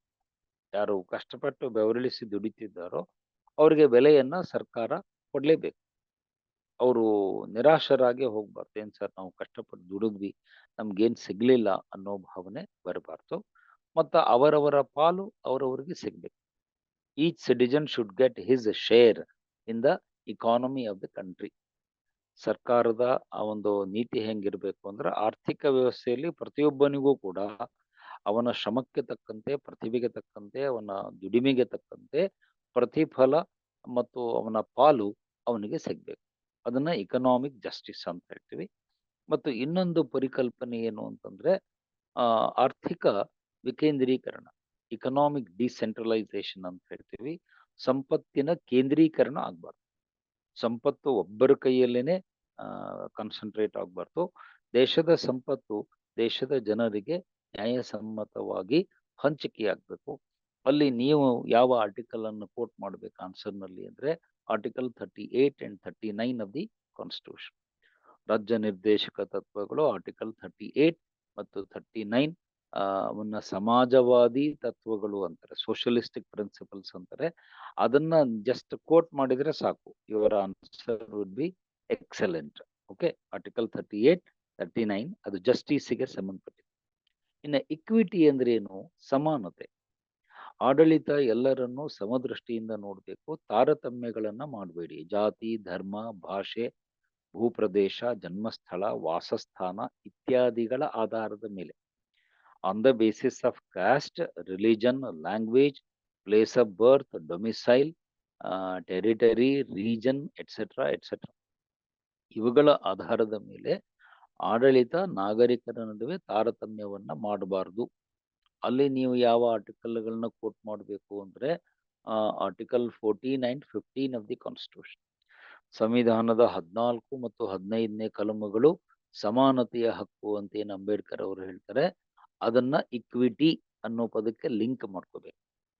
ಸಮಾನತೆ ಅನ್ನುವುದನ್ನ ಇಕ್ವಿಟಿ ಅನ್ನೋ ಪದಕ್ಕೆ ಲಿಂಕ್ ಮಾಡಿಕೊಂಡು ಸರ್ಕಾರಗಳು ಜನರ ನಡುವೆ, ನಾಗರಿಕರ ನಡುವೆ, ಶ್ರೀಮಂತ ಬಡವ, ಮೇಲ್ಜಾತಿ ಕೆಳಜಾತಿ, ವಿದ್ಯಾವಂತ ಅವಿದ್ಯಾವಂತ, ನಗರವಾಸಿ ಗ್ರಾಮೀಣವಾಸಿ, ಹಳ್ಳಿಯ ವಾಸಿ, ಪುರುಷ ಮಹಿಳೆ ಇತ್ಯಾದಿ ಇತ್ಯಾದಿ ಏನು ಏನು ಡಿಸ್ಕ್ರಿಮಿನೇಷನ್, ತಾರತಮ್ಯ ಭೇದ ಭಾವವನ್ನು ಮಾಡದೆ ಆಡಳಿತ ನಡೆಸಬೇಕು ಅನ್ನುವುದು ಇಕ್ವಿಟಿ. ಇನ್ನು ಲಾಸ್ಟ್ ಪಾಯಿಂಟು ಚೇಂಜ್ ಅಂದ್ರೆ ಏನು? ಚೇಂಜ್ ಅಂದ್ರೆ ಚಿಲ್ಲರೆ ಅಂತಲ್ಲ. ಸರ್ ಚೇಂಜ್ ಇದೆಯಾ ಅಂತ ಕೇಳ್ತಿರಲ್ಲ, ಅದಲ್ಲ. ಚೇಂಜ್ ಅಂದ್ರೆ ಬದಲಾವಣೆ. ನಿಮ್ಮ ಆಡಳಿತ ನಿರಂತರವಾಗಿ ಬದಲಾಗ್ತಿರ್ಬೇಕು, ನಿಂತ ನೀರು ಆಗ್ಬಾರ್ದು. Administration is not A static water, it is a flowing river ಅಂತ ವುಡ್ರೋ ವಿಲ್ಸನ್ ಹೇಳ್ತಾರೆ. ಆಡಳಿತ ಅನ್ನೋದು ಹರಿಯುವ ನದಿ ಆಗ್ಬೇಕೇ ಹೊರತು ನಿಂತ ನೀರಾಗಬಾರ್ದು. ಯಾಕಂದ್ರೆ ನೀರು ಒಂದ್ ಕಡೆ ನಿಂತ್ಕೊಂಡ್ರೆ ಕೊಳಚೆ ಆಗುತ್ತೆ, ಕಲ್ಮಶವಾಗುತ್ತೆ, ರೋಗ ರುಜಿನಗಳು ಹುಟ್ಟುಕೊಳ್ತವೆ. ಹಾಗೆ ಆಡಳಿತ ಕೂಡ ಡೈನಮಿಕ್ ಆಗಿರಬೇಕು, ಚೇಂಜಿಂಗ್ ಆಗಬೇಕು. ಬದಲಾದ ಸ್ಥಿತಿಗತಿಗಳಿಗೆ ತಕ್ಕಂತೆ ಜನ ಬದಲಾಗ್ತಾರೆ, ಆಶೋತ್ತರಗಳು ಬದಲಾಗ್ತವೆ, ನಿರೀಕ್ಷೆಗಳು ಬದಲಾಗ್ತವೆ, ಅವರ ಬೇಡಿಕೆಗಳು ಬದಲಾಗ್ತವೆ. ತಂತ್ರಜ್ಞಾನ ಟೆಕ್ನಾಲಜಿ ಚೇಂಜ್ ಆಗುತ್ತೆ. ಕೆಲವೊಂದ್ಸಾರಿ ಸಿದ್ಧಾಂತಗಳು ಬದಲಾಗ್ತವೆ, ರಾಜಕೀಯ ಸಿದ್ಧಾಂತಗಳು ಬದಲಾಗ್ತವೆ, ಐಡಿಯಾಲಜಿ ಚೇಂಜ್ ಆಗುತ್ತೆ, ಮೈಂಡ್ ಸೆಟ್ ಚೇಂಜ್ ಆಗುತ್ತೆ, ಆಟಿಟ್ಯೂಡ್ಗಳು ಬದಲಾವಣೆ ಆಗ್ತವೆ. ಅವೆಲ್ಲವಕ್ಕೆ ತಕ್ಕಂತೆ ಆಡಳಿತವೂ ಕೂಡ ಚೇಂಜ್ ಆಗ್ಬೇಕು. ಅದೊಂದೇನೋ ಹಾಡಿದೆಯಲ್ಲ, ಕಾಲಕ್ಕೆ ತಕ್ಕಂತೆ ನಡೆಯಬೇಕು, ನಾವು ತಾಳಕ್ಕೆ ತಕ್ಕಂತೆ ಕುಣಿಯಬೇಕು, ಮುತ್ತಿನಂಥ ಮಾತೊಂದು ಗೊತ್ತೇನಮ್ಮ ಅಂತ ಒಂದು ಅಣ್ಣ ಅವ್ರ ಹಳೆಯ ಹಾಡಿದೆಯಲ್ಲ, ಬಹದ್ದೂರು ಗಂಡು ಸಿನಿಮಾದ್ದು, ಹಂಗಿದ್ದಂಗಿದು. ಸೊ ನೀವು ಕಾಲಕ್ಕೆ ತಕ್ಕಂತೆ ಚೇಂಜ್ ಆಗ್ಬೇಕು. 1950ಯಲ್ಲಿ ಆಡಳಿತ ಹೆಂಗಿತ್ತೋ 2025 ಹಂಗೆ ಮಾಡ್ಲಿಕ್ಕೆ ಆಗಲ್ಲ. 75 ವರ್ಷಗಳಲ್ಲಿ ಭಾರತ ಬದಲಾಗಿದೆ, ಸಮಾಜ ಬದಲಾಗಿದೆ, ತಂತ್ರಜ್ಞಾನ ಬದಲಾಗಿದೆ, ಜನ ಬದಲಾಗಿದ್ದಾರೆ, ಅವರ ಆಸಕ್ತಿಗಳು, ಅಭಿರುಚಿಗಳು, ದೃಷ್ಟಿಕೋನಗಳು ಬದಲಾಗಿವೆ. ಸೊ ಅದಕ್ಕೆ ತಕ್ಕಂತೆ ಅಡ್ಮಿನಿಸ್ಟ್ರೇಷನ್ ಶುಡ್ ಆಲ್ಸೋ ಚೇಂಜ್. ಅದಕ್ಕೆ ಮ್ಯಾಚ್ ಆಗ್ಬೇಕು, ಟ್ಯಾಲಿ ಆಗ್ಬೇಕು. ನೀವು ಯಾವುದೋ ಓ ವಿ ರಾಯನ ಕಾಲದ ಆಡಳಿತದ ಮಾದರಿಯನ್ನ ಇಟ್ಕೊಂಡು ನಾವು ಈಗೂ ಅದನ್ನೇ ಮಾಡ್ತೀವಿ ಅಂತಂದ್ರೆ no, you are outdated. Administration should be updated, ಅದು ಅದರ ಅರ್ಥ. ಚೇಂಜ್ ಅಂದ್ರೆ ಅರ್ಥ ಏನು? ಅಪ್ಡೇಟ್ ಆಗ್ರಿ ಅಂತ. ಆಡಳಿತದಲ್ಲಿ ಇರುವವರು, ನಮ್ಮ IAS ಅಧಿಕಾರಿಗಳು, KS ಅಧಿಕಾರಿಗಳು, ಗ್ರೂಪ್ C-D ನೌಕರರು ಏನ್ ಕೆಲಸ ಮಾಡ್ತಾರೆ, ನೀವು ಯಾವುದೋ ಓ ವಿ ರಾಯನ ಕಾಲದಲ್ಲಿ ಬದುಕಿದ್ರೆ ನಡೆಯಲ್ಲ. ಭಾರತ ಬದಲಾಗಿದೆ, ಬದಲಾಗಬೇಕು. India is changing and India has to change. Indians have to change. The society has to change. Technology has to change. Accordingly, the administration should also change. ಎಲ್ಲ ಬದಲಾದ್ಮೇಲೆ ಆಡಳಿತನೂ ಬದಲಾಗ್ಬೇಕಲ್ಲ. ಇಲ್ಲ ಸರ್ ಅವರೆಲ್ಲ ಬದಲಾದ್ರೆ ನಾವು ಹಿಂಗೆ ಇರ್ತೀವಿ. ಶಂಕರ್ ನಾಗ್ ಅವ್ರ ಸಿನಿಮಾ ನೆನಪಾಗುತ್ತೆ, ನೋಡಿ ಸ್ವಾಮಿ ನಾವಿರೋದೆ ಹೀಗೆ ಅಂತ, ನಾವು ಹಿಂಗೇ ಇರ್ತೀವಿ ಅಂತಂದ್ರೆ no, we are sorry, you have to change. ಕಾಲ ಬದಲಾದಂತೆ ಆಡಳಿತವು ಬದಲಾಗಲೇಬೇಕು. ಬೇರೆ ದಾರಿ ಇಲ್ಲ. ಬದಲಾದಾಗ್ಲೇನೆ ನಿಮಗೆ ಉಳಿಲಿಕ್ಕೆ ಸಾಧ್ಯ. ಅಲ್ಲಿ ಒಂದು ಕೊಟೇಶನ್ ಕೂಡ ನೀವು ಉತ್ತರದಲ್ಲಿ ಮೆನ್ಷನ್ ಮಾಡ್ಬೋದು. Change is the law of nature. ಬದಲಾವಣೆ ಅನ್ನೋದು ನಿಸರ್ಗದ ಪ್ರಕೃತಿಯ ನಿಯಮ. ಬದಲಾಗದೆ ಯಾರು ಈ ಭೂಮಿ ಮೇಲೆ ಬದುಕಲಿಕ್ಕೆ ಸಾಧ್ಯ ಇಲ್ಲ. ನಂದೇ ಎಕ್ಸಾಂಪಲ್ ಕೊಡ್ತೀನಿ. ನಾನು 20 ವರ್ಷದಿಂದ ಪಾಠ ಮಾಡಿದ್ದೀನಿ. ಕ್ಲಾಸ್ ರೂಮ್‌ನಲ್ಲಿ ಹಲಗೆ ಮೇಲೆ, ಬೋರ್ಡ್ ಮೇಲೆ, ವೈಟ್ ಬೋರ್ಡ್ ಮೇಲೆ ಬರೆದೇ ನಂಗೆ ರೂಢಿ ಇದೆ. ಈ ತರ ಮನೆಯಲ್ಲಿ ಕೂತ್ಕೊಂಡು ಮೊಬೈಲಲ್ಲಿ ಪಾಠ ಮಾಡೋದು ನಂಗೆ ರೂಢಿ ಇಲ್ವೇ ಇಲ್ಲ. In fact to be very frank, ನನ್ಗೀಗ ಪಾಠ ಮಾಡಿದಂಗೆ ಅನಿಸ್ತಾನೆ ಇಲ್ಲ. ಯಾಕಂದ್ರೆ ಯಾರು ವಿದ್ಯಾರ್ಥಿಗಳು ಕಾಣಿಸಲ್ಲ. ಸ್ಟೂಡೆಂಟ್ಸೇ ಕಾಣಲ್ಲ. ನಾನು ಯಾರಿಗೆ ಪಾಠ ಮಾಡ್ತೀನಿ ಅಂತ ಕನ್ಫ್ಯೂಷನ್ ಆಗುತ್ತೆ. ಆದರೆ ಇಂದಿನ ಅನಿವಾರ್ಯತೆ, yes, shifting from offline to online. Manjunath, you are right. ಅವ್ರು ಕರೆಕ್ಟಾಗಿ ಅದನ್ನ ಪಾಯಿಂಟ್ ಅರ್ಥ ಮಾಡ್ಕೊಂಡ್ರು. ಆಫ್ಲೈನಿಂದ ಆನ್ಲೈನ್ಗೆ ಶಿಫ್ಟ್ ಆಗುವುದು ಇಂದಿನ ಅನಿವಾರ್ಯತೆ. ಈಗ ನೋಡಿ, ಇನ್ನೊಂದು 15 ದಿವಸ ನಿಮ್ಮ ಎಕ್ಸಾಮ್ ಉಳಿದಿದೆ. ಈಗ ನೀವೆಲ್ಲರೂ ಕ್ಲಾಸ್ ರೂಮಿಗೆ ಬಂದು ಪಾಠ ಕೇಳಕ್ಕಾಗಲ್ಲ. ನಾನು ಬೆಂಗಳೂರಿಗೆ ಬಂದು ಪಾಠ ಮಾಡೋಕ್ಕೂ ಆಗಲ್ಲ. ಸೊ ನಾನು ಧಾರವಾಡದಲ್ಲಿ ಮನೆಯಲ್ಲೇ ಕೂತ್ಕೊಂಡು ಪಾಠ ಮಾಡ್ತಿದ್ದೀನಿ. ನೀವು ಎಲ್ಲೆಲ್ಲೋ ನಿಮ್ಮ ಪಿ ಜಿಯಲ್ಲೋ ಮನೆಯಲ್ಲೋ ಕೂತ್ಕೊಂಡು ನೀವು ಕೇಳ್ತಿದ್ದೀರಿ. This is change. This is the beauty of change. ನಾನು ಬದಲಾಗಬೇಕು, ನೀವು ಬದಲಾಗಬೇಕು, ಇಬ್ರು ಬದಲಾಗಬೇಕು. ಟೀಚರು ಬದಲಾಗಬೇಕು, ಕ್ಲಾಸ್ ರೂಮ್ ಕಂಡೀಷನ್ ಚೇಂಜ್ ಆಗುತ್ತೆ, ವಿದ್ಯಾರ್ಥಿಗಳು ಬದಲಾಗಬೇಕು. ಇದನ್ನೇ ಆಡಳಿತದಲ್ಲಿ ಚೇಂಜ್ ಅಂತ ಕರೀತಾರೆ. ಪ್ರತಿ ಹಂತದಲ್ಲೂ ಆಡಳಿತ ವ್ಯವಸ್ಥೆ ಬದಲಾಗಬೇಕು, ಅಪ್ಡೇಟ್ ಆಗಬೇಕು. ಜನರು ಅವರ ಅಗತ್ಯಗಳಿಗೆ ತಕ್ಕಂತೆ ನೀವು ಬದಲಾಗ್ತಾ ಹೋಗ್ಬೇಕು. ಅದನ್ನೇ ಡೊಯ್ಟ್ ವಾಲ್ಡೋ ಅವರು ಚೇಂಜ್ ಅಂತ ಕರೀತಾರೆ. ಸೊ NPA ಅಂತ ಕ್ವಶನ್ ಬಂದ್ರೆ ಈ 4 ಪಾಯಿಂಟ್ ಅನ್ನ ವಿವರಿಸಿದ್ರೆ ಸಾಕು. Relevance, justice, equity, change. ಈ 4 ಕಾನ್ಸೆಪ್ಟ್ಸ್ ಅನ್ನು ಎಕ್ಸ್ಪ್ಲೈನ್ ಮಾಡಿದ್ರೆ ಅದನ್ನ NPA, ನೂತನ ಸಾರ್ವಜನಿಕ ಆಡಳಿತ, 1968 ಮಿನೋಬ್ರೂಕ್ ಸಮ್ಮೇಳನ, ಅಧ್ಯಕ್ಷತೆ ಪ್ರೊಫೆಸರ್ ಡ್ವೈಟ್ ವಾಲ್ಡೋ. ಅಲ್ಲಿಂದ ಸ್ಟಾರ್ಟ್ ಆಗಿದ್ದು. ಮತ್ತೆ ಇನ್ನೊಂದು ಸಮ್ಮೇಳನ ಆಗುತ್ತೆ 88ರಲ್ಲಿ. ಅದನ್ನ ಮಿನೋಬ್ರೂಕ್ ಸೆಕೆಂಡ್ ಅಂತ. ಎರಡನೇ ಮಿನೋಬ್ರೂಕ್ ಸಮ್ಮೇಳನ 1988 ಅಲ್ಲಿ ಆಗುತ್ತೆ. ಅಲ್ಲಿ ಮತ್ತಷ್ಟು ಇದಕ್ಕೆ ಹೆಚ್ಚಿನ ಒತ್ತು ಮತ್ತು ಆದ್ಯತೆಯನ್ನ ನಮ್ಮ ಅಮೆರಿಕಾದ ಆಡಳಿತ ತಜ್ಞರು ಕೊಡ್ತಾರೆ ಅನ್ನೋದನ್ನ ಹೇಳಿ ಅದಕ್ಕೆ ಉತ್ತರವನ್ನ ಮುಗಿಸ್ಬೇಕು. ಇನ್ನ ಲಾಸ್ಟ್ ಕೊನೆ ಪಾಯಿಂಟ್ ಹೇಳಿ ಚರ್ಚೆ ಮುಗಿಸ್ತೇನೆ. NPM ಅಂತಿದೆ ಅದೇ ಚಾಪ್ಟರ್ ಅಲ್ಲಿ. ಎಲ್ಲ ನಾನು ಹೇಳ್ತಿರೋದೆಲ್ಲ ಚಾಪ್ಟರ್ 1 ಅಲ್ಲಿ. Okay, I am in the chapter 1. So NPA ಆದ್ಮೇಲೆ NPM ಅಂತಿದೆ ಸಿಲೆಬಸ್ ಅಲ್ಲಿ. New public management. ಇಲ್ಲಿ ಕಾನ್ಸೆಪ್ಟ್ ಏನು ಅಂದ್ರೆ ಸ್ಲೈಟ್ ಚೇಂಜ್ ಆಗುತ್ತೆ. NPA ಬೇರೆ, NPM ಬೇರೆ. NPM ನಲ್ಲಿ ಮ್ಯಾನೇಜ್ಮೆಂಟ್ಗೆ ಸಂಬಂಧಪಟ್ಟ ತತ್ವಗಳು ಬರುತ್ತೆ. ಆಡಳಿತಕ್ಕೆ ಸಂಬಂಧಪಟ್ಟಿರೋದಲ್ಲ. Managerial concepts will come in the NPM. ಅಲ್ಲಿ 3 E's ಅಂತ ಒಂದು ಕಾನ್ಸೆಪ್ಟ್ ಬರುತ್ತೆ. ಇದನ್ನು ಕೊಟ್ಟವ್ರು ಯಾರು ಅಂದ್ರೆ ಕ್ರಿಸ್ಟೋಫರ್ ಹುಡ್ ಅಂತ. ಅವ್ರ ಹೆಸರು ನೆನ್ಪಿಟ್ಕೊಳ್ಳಿ. ಕ್ರಿಸ್ಟೋಫರ್, CHRISTOPHER, ಹುಡ್, HOOD. ಇವರು ಅಮೆರಿಕದವರೇ, ಪ್ರೊಫೆಸರ್ ಅವರು. ಕ್ರಿಸ್ಟೋಫರ್ ಹುಡ್ ಅನ್ನೋರು NPM ಅನ್ನುವ ಕಾನ್ಸೆಪ್ಟ್ ಅನ್ನ ಜಾರಿಗೆ ತರ್ತಾರೆ. 1990 ದಶಕದಲ್ಲಿ ಅದು ಜಾರಿಗೆ ಬರುತ್ತೆ. ಮತ್ತೆ ಅವರೊಂದು ಪುಸ್ತಕನೂ ಬರೆದಿದ್ದಾರೆ. ಅದೇ ವರ್ಷ ಒಂದು ಪುಸ್ತಕ ಬರೆದಿದ್ದಾರೆ. The title of the book is NPM, new public management ಅಂತ, ಬೈ ಕ್ರಿಸ್ಟೋಫರ್ ಹುಡ್. ಅಲ್ಲಿ ಅವ್ರು ಏನ್ ಹೇಳ್ತಾರೆ, ಆಡಳಿತ ಮಾಡುವವರು ಪ್ರೈವೇಟೇ ಇರಲಿ ಸರ್ಕಾರವೇ ಇರಲಿ 3 ಸೂತ್ರಗಳನ್ನ, ತತ್ವಗಳನ್ನ ಅನುಸರಿಸಬೇಕು. ಓಕೆ, 3 E's ಅಂತ ಕರೀತಾರೆ. ಈ ಅಕ್ಷರವನ್ನ ಕ್ಯಾಪಿಟಲ್ ಬರೀರಿ. E1, E2, E3. ನೀವು ಬೇಕಾದ್ರೆ ಹಂಗೂ ಬರ್ಕೋಬಹುದು. 3 E's ಅಂತಾದ್ರೂ ಬರೀರಿ. E1, E2, E3. ಮೊದಲನೇ E1 ಯಾವುದು ಅಂದ್ರೆ ಎಫಿಷಿಯನ್ಸಿ, ದಕ್ಷತೆ. E2 ಅಂದ್ರೆ ಇಕಾನಮಿ, ಮಿತವ್ಯಯ. E3 ಅಂದ್ರೆ ಎಕ್ಸಲೆನ್ಸ್, ಶ್ರೇಷ್ಠತೆ. ಅವು 3 ಕಾನ್ಸೆಪ್ಟ್ ಅಲ್ಲಿ ಇರೋದು, ಬೇರೆ ಏನೂ ಇಲ್ಲ. NPM ಅಂದ್ರೆ ಆಡಳಿತ ಮಾಡುವವರು, ಅದು ಸರ್ಕಾರವೇ ಇರಲಿ ಖಾಸಗಿನೇ ಇರಲಿ, 3 Eಗಳನ್ನ ಅಳವಡಿಸಿಕೊಳ್ಳಬೇಕು. ಮೊದಲನೇ E ಯಾವುದು? ಎಫಿಷಿಯನ್ಸಿ, ದಕ್ಷತೆ ಅಥವಾ ಕಾರ್ಯಕ್ಷಮತೆ. ಸೆಕೆಂಡ್ E ಯಾವುದು? ಇಕಾನಮಿ, ಮಿತವ್ಯಯ, ಅಂದ್ರೆ ದುಂದು ವೆಚ್ಚ ಮಾಡಬೇಡ್ರಿ ಅನ್ನೋದು. ಮೂರನೇದ್ದು ಎಕ್ಸಲೆನ್ಸ್. ಎಕ್ಸಲೆನ್ಸ್ ಅಂದ್ರೆ ಶ್ರೇಷ್ಠತೆ. ಈಗ ಅದನ್ನು ಸ್ವಲ್ಪ ವಿವರಿಸಿ ಹೇಳಿ ಮುಗಿಸ್ತೇನೆ. ಎಫಿಷಿಯನ್ಸಿ ಅಂದ್ರೆ ಏನು? ಆಡಳಿತದಲ್ಲಿ ಕೆಲಸವನ್ನ ನೀವು ಹೇಗ್ ಮಾಡಬೇಕು ಅಂದ್ರೆ ಕಡಿಮೆ ಸಮಯದಲ್ಲಿ, ಕಡಿಮೆ ಖರ್ಚಿನಲ್ಲಿ, ಕಡಿಮೆ ಸಿಬ್ಬಂದಿಯನ್ನ, ಕಡಿಮೆ ಸಂಪನ್ಮೂಲಗಳನ್ನ ಬಳಸಿಕೊಂಡು, ಅಂದ್ರೆ ಮಿನಿಮಮ್ ಇನ್ಪುಟ್ಸ್ ಅಂತಾರೆ ಇಂಗ್ಲಿಷ್ ಅಲ್ಲಿ, ಬಳಸಿಕೊಂಡು ಗರಿಷ್ಠ ಸೇವೆಯನ್ನ ಕೊಡಬೇಕು, ಗರಿಷ್ಠ ಉತ್ಪಾದನೆಯನ್ನ ಮಾಡಬೇಕು. Minimum inputs maximum output, that is the meaning of efficiency. ದಕ್ಷತೆಯ ಅರ್ಥ ಏನು ಅಂದ್ರೆ ಮಿನಿಮಮ್ ಇನ್ಪುಟ್ಸು ಮ್ಯಾಕ್ಸಿಮಮ್ ಔಟ್ಪುಟ್ ಅನ್ನು ಕೊಡಬೇಕು. ಅದನ್ನ ದಕ್ಷತೆ, ಕಾರ್ಯದಕ್ಷತೆ ಅಂತ ಹೇಳ್ತೀವಿ. ಕಡಿಮೆ ಸಮಯ, ಕಡಿಮೆ ಶ್ರಮ, ಕಡಿಮೆ ಹಣ, ಕಡಿಮೆ ಸಂಪನ್ಮೂಲಗಳು ಬಳಸಿಕೊಂಡು ಅಧಿಕ ಪ್ರಮಾಣದ, ಹೆಚ್ಚಿನ ಪ್ರಮಾಣದ ಉತ್ಪಾದನೆ ಅಥವಾ ಅಧಿಕ ಸೇವೆಯನ್ನು ಕೊಡುವುದೇ ದಕ್ಷತೆ. ಇದು ಫಸ್ಟ್ ಪಾಯಿಂಟ್. ಸೆಕೆಂಡ್, ಇಕಾನಮಿ ಅಂದ್ರೆ ಏನು? ಮಿತವ್ಯಯ. ನಿಮ್ಮ ಎಕ್ಸಾಂಪಲ್ ಅಂತ ಮಂಜುನಾಥ್ ಅವ್ರು ಕೇಳ್ತಿದ್ದಾರೆ. ಖಾಸಗಿ ಮತ್ತು ಗೌರ್ಮೆಂಟಿಗೆ ಹೋಲಿಕೆ ಮಾಡ್ಕೊಂಡು, ಗೌರ್ಮೆಂಟ್ ಆಫೀಸಲ್ಲಿ 4 ಜನ ಸೇರಿ ಒಂದ್ ಕೆಲಸ ಮಾಡ್ತಾರೆ, 4 ಜನ ಸೇರಿ ಒಂದ್ ಕೆಲಸ ಮಾಡ್ತಾರೆ. ಪ್ರೈವೇಟ್ ಅಲ್ಲಿ ಒಬ್ಬ ವ್ಯಕ್ತಿ 4 ಜನರ ಕೆಲಸ ಮಾಡ್ತಾರೆ. ಪಾಯಿಂಟ್ ಅರ್ಥ ಆಯ್ತಾ? ಗೌರ್ಮೆಂಟ್ ಅಲ್ಲಿ 4 ಮಂದಿ, ಇಬ್ರು SDA, ಒಬ್ಬ ಕ್ಲಾರ್ಕ್, ಒಬ್ಬ FDA ಸೇರ್ಕೊಂಡು ಒಂದ್ ಕೆಲಸ ಮಾಡ್ತಾರೆ. ಪ್ರೈವೇಟ್ ಅಲ್ಲಿ ಒಬ್ಬನೇ ಕೂತ್ಕೊಂಡು 4 ಜನರ ಕೆಲಸ ಮಾಡ್ತಾರೆ.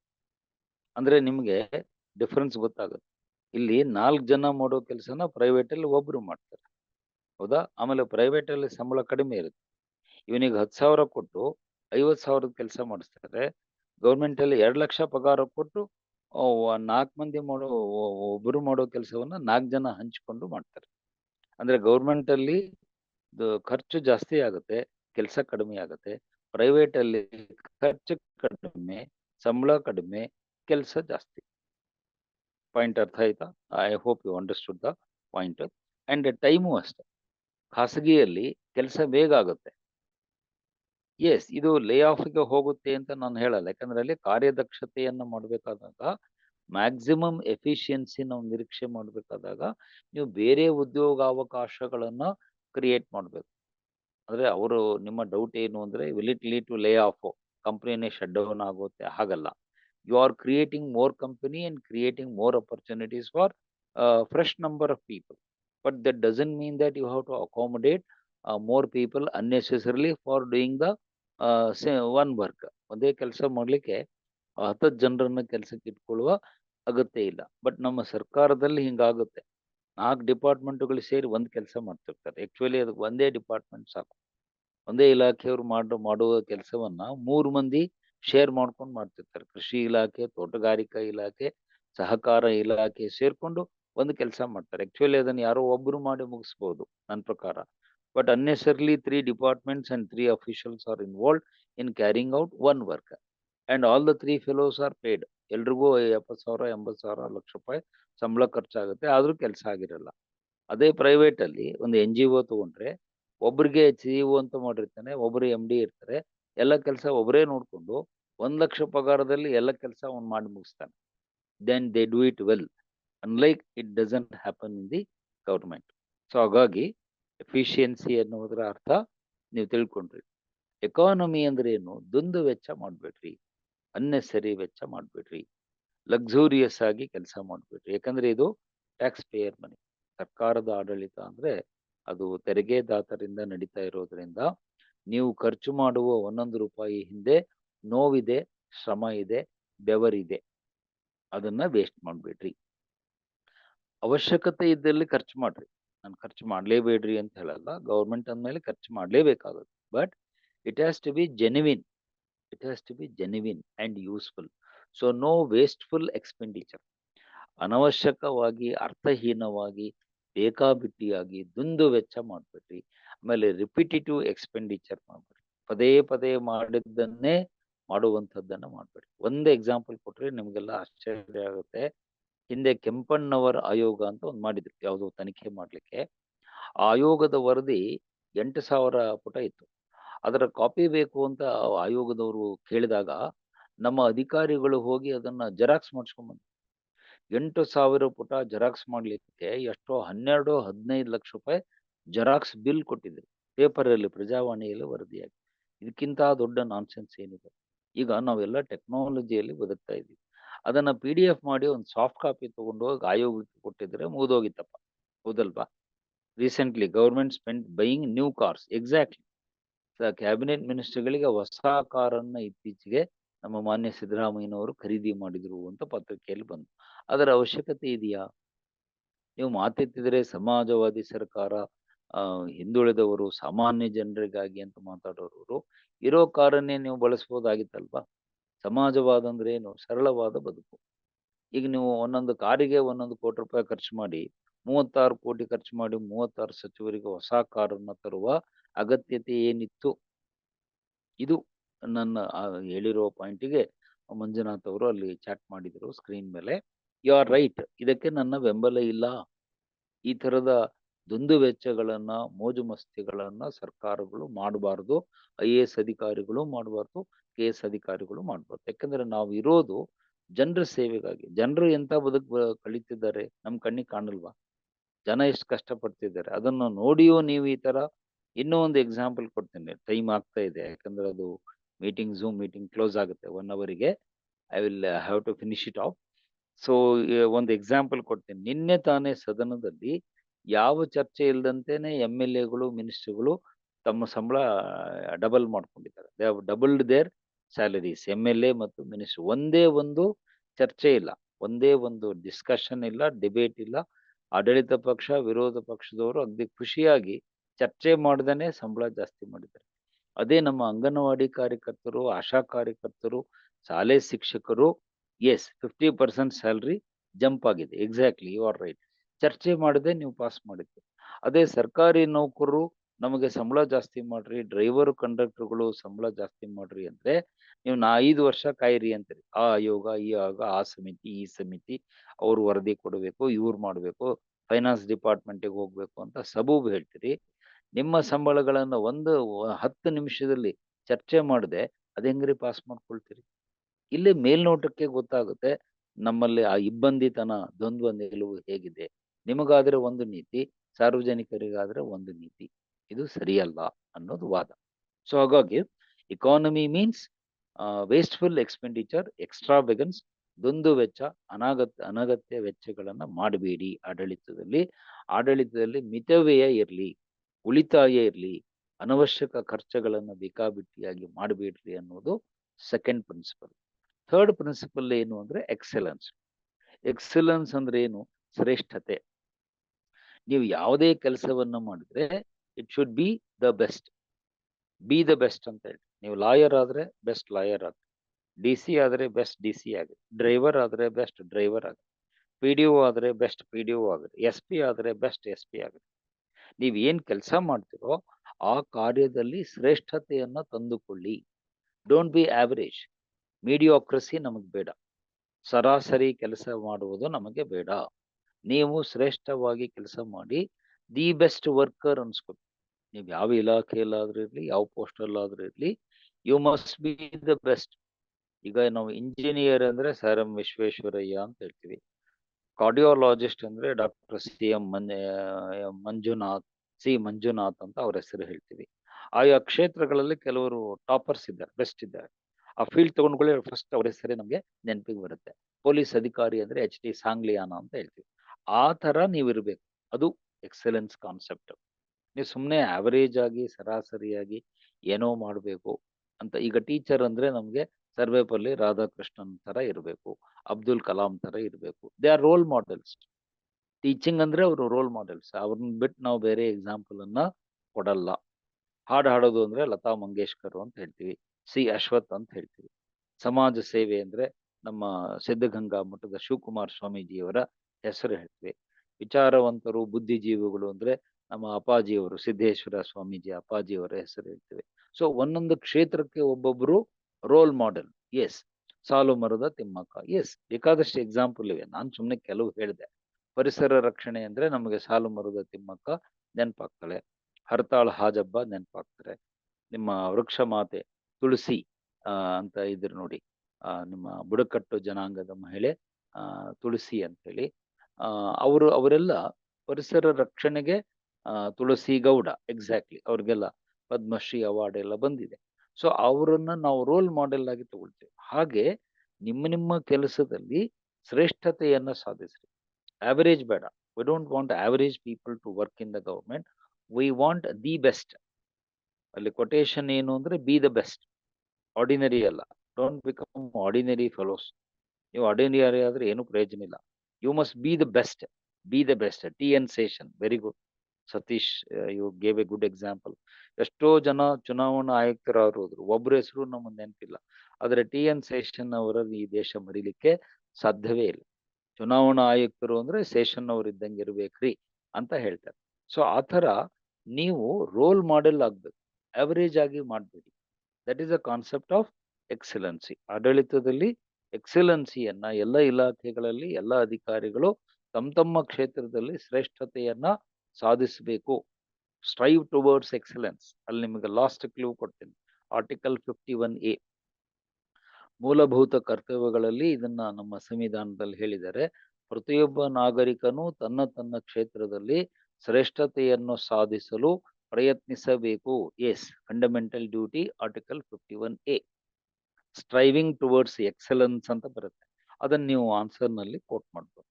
ಸೊ ಹಾಗಾಗಿ ಎಫಿಷಿಯನ್ಸಿ, ಇಕಾನಮಿ, ಎಕ್ಸಲೆನ್ಸ್ ಈ ಮೂರೂ ತತ್ವಗಳನ್ನ ಆಡಳಿತದಲ್ಲಿ ಅಳವಡಿಸಿಕೊಳ್ಳುವುದನ್ನೇ NPM, ನ್ಯೂ ಪಬ್ಲಿಕ್ ಮ್ಯಾನೇಜ್ಮೆಂಟ್ ಅಂತ ಕರೀತಾರೆ. ಯಾಕಂದ್ರೆ ಈ ಮೂರು ಈಗಳು ಮ್ಯಾನೇಜ್ಮೆಂಟಿನ ಸೂತ್ರಗಳು, ನಿರ್ವಹಣೆಯಲ್ಲಿ ಬರುವಂತಹ ಸೂತ್ರಗಳು E1, E2, E3. Efficiency, economy, excellence. ಇದನ್ನ ನಾವು ಫಾಲೋ ಮಾಡಿದ್ರೆ ಅದನ್ನ ನೂತನ ಸಾರ್ವಜನಿಕ ನಿರ್ವಹಣೆ ಅಥವಾ ವ್ಯವಸ್ಥಾಪನೆ, NPM ಅಂತ ಕರೀತಾರೆ. ಸೊ ಇದು ಕೂಡ ನಿಮಗೆ 10 ಮಾರ್ಕ್ಸಿನ ಪ್ರಶ್ನೆ. NPM ಅಂದ್ರೆ ಏನು ಚರ್ಚಿಸಿರಿ ಅಂದ್ರೆ ಇದನ್ನ ಬರೀರಿ. NPA ಅಂದ್ರೆ ಡ್ವೈಟ್ ವಾಲ್ಡೋ ಅವರ 4 ತತ್ವಗಳು, RJEC, relevance, justice, equity, change. ಇಷ್ಟನ್ನ ನೆನ್ಪಿಟ್ಕೊಂಡ್ರೆ ನಿಮ್ಮ ಫಸ್ಟ್ ಚಾಪ್ಟರ್ ಈಸ್ ಓವರ್. ಇವತ್ತು ನಾನು ಹೇಳಿದ್ದು ಇಡೀ ಫಸ್ಟ್ ಚಾಪ್ಟರ್ ಅನ್ನ ಬ್ರೀಫ್ ಆಗಿ, ನಾನು ವಿವರಕ್ಕೆ ಹೋಗಿಲ್ಲ ಯಾಕಂದ್ರೆ ಸಮಯದ ಅಭಾವ ಇದೆ, ನಿಮ್ಗೂ ಗೊತ್ತಿದೆ. So you can use Kannada course. Yes, definitely. ಯಾರು ಕೇಳಿದ್ದಾರೆ, ಅವ್ರ ಹೆಸರು ಡಿಸ್ಪ್ಲೇ ಆಗ್ಲಿಲ್ಲ. ಕನ್ನಡ ಕೋಟ್ಗಳನ್ನ ಬಳಸ್ಬೋದು. ಕನ್ನಡ ಮೀಡಿಯಂದವರು ಇಂಗ್ಲಿಷ್ ಕೊಟೇಶನ್ ಬಳಸ್ಬೋದು, ಇಂಗ್ಲಿಷ್ ಮೀಡಿಯಂದವರು ಕನ್ನಡದ ಕೊಟೇಶನ್ ಬಳಸ್ಬೋದು, ಏನೂ ಅಭ್ಯಂತರ ಇಲ್ಲ. ಬಟ್ ಬ್ರಾಕೆಟ್ ನಲ್ಲಿ ಅದರ ಅನುವಾದ ಕೊಡಿ. ಗಿವ್ ಟ್ರಾನ್ಸ್ಲೇಷನ್ ಇನ್ ಬ್ರಾಕೆಟ್. ಈಗ ಕನ್ನಡದವರು ಇಂಗ್ಲಿಷ್ ತಗೊಂಡಾಗ ಕನ್ನಡ ಅನುವಾದ ಕೊಡ್ರಿ. ಇಂಗ್ಲಿಷ್ದವರು ಕನ್ನಡ ಕೊಟೇಶನ್ ಬಳಸ್ತಾ ಇದ್ರೆ ಅದರ ಇಂಗ್ಲಿಷ್ ಅನುವಾದವನ್ನ ಬ್ರಾಕೆಟ್ ಅಲ್ಲಿ ಕೊಟ್ರೆ ಸಾಕು. ಬಟ್ ಬಳಸಲೇಬಾರ್ದು ಅಂತ ಏನಿಲ್ಲ. There is no hard and rule, ನೀವು ಬಳಸಲೇಬಾರ್ದು ಅಂತ ಏನಿಲ್ಲ. ಕನ್ನಡದವರು ಇಂಗ್ಲಿಷ್ ಕೊಟೇಶನ್ ಬಳಸ್ಬೋದು, ಇಂಗ್ಲಿಷ್ದವರು ಕನ್ನಡ ಕೊಟೇಶನ್ಗಳನ್ನ ಬಳಸೋದಕ್ಕೆ ಅನುಮತಿ ಇದೆ. ಅರ್ಥ ಆಯ್ತಾ? ಸೊ ಇದರೊಂದಿಗೆ ಈ ಮೊದಲನೇ ಚಾಪ್ಟರಿನ ಒಂದು ಸ್ಥೂಲ ನೋಟ, ಅದಕ್ಕೆ ಔಟ್ಲೈನ್ ಅಂತ, ಒಂದು ಔಟ್ಲೈನ್ ಅನ್ನ, ಸ್ಕೆಲೆಟನ್ ಅನ್ನ, ಬ್ಲೂ ಪ್ರಿಂಟ್ ಅನ್ನ ಕೊಟ್ಟಿದ್ದೇನೆ.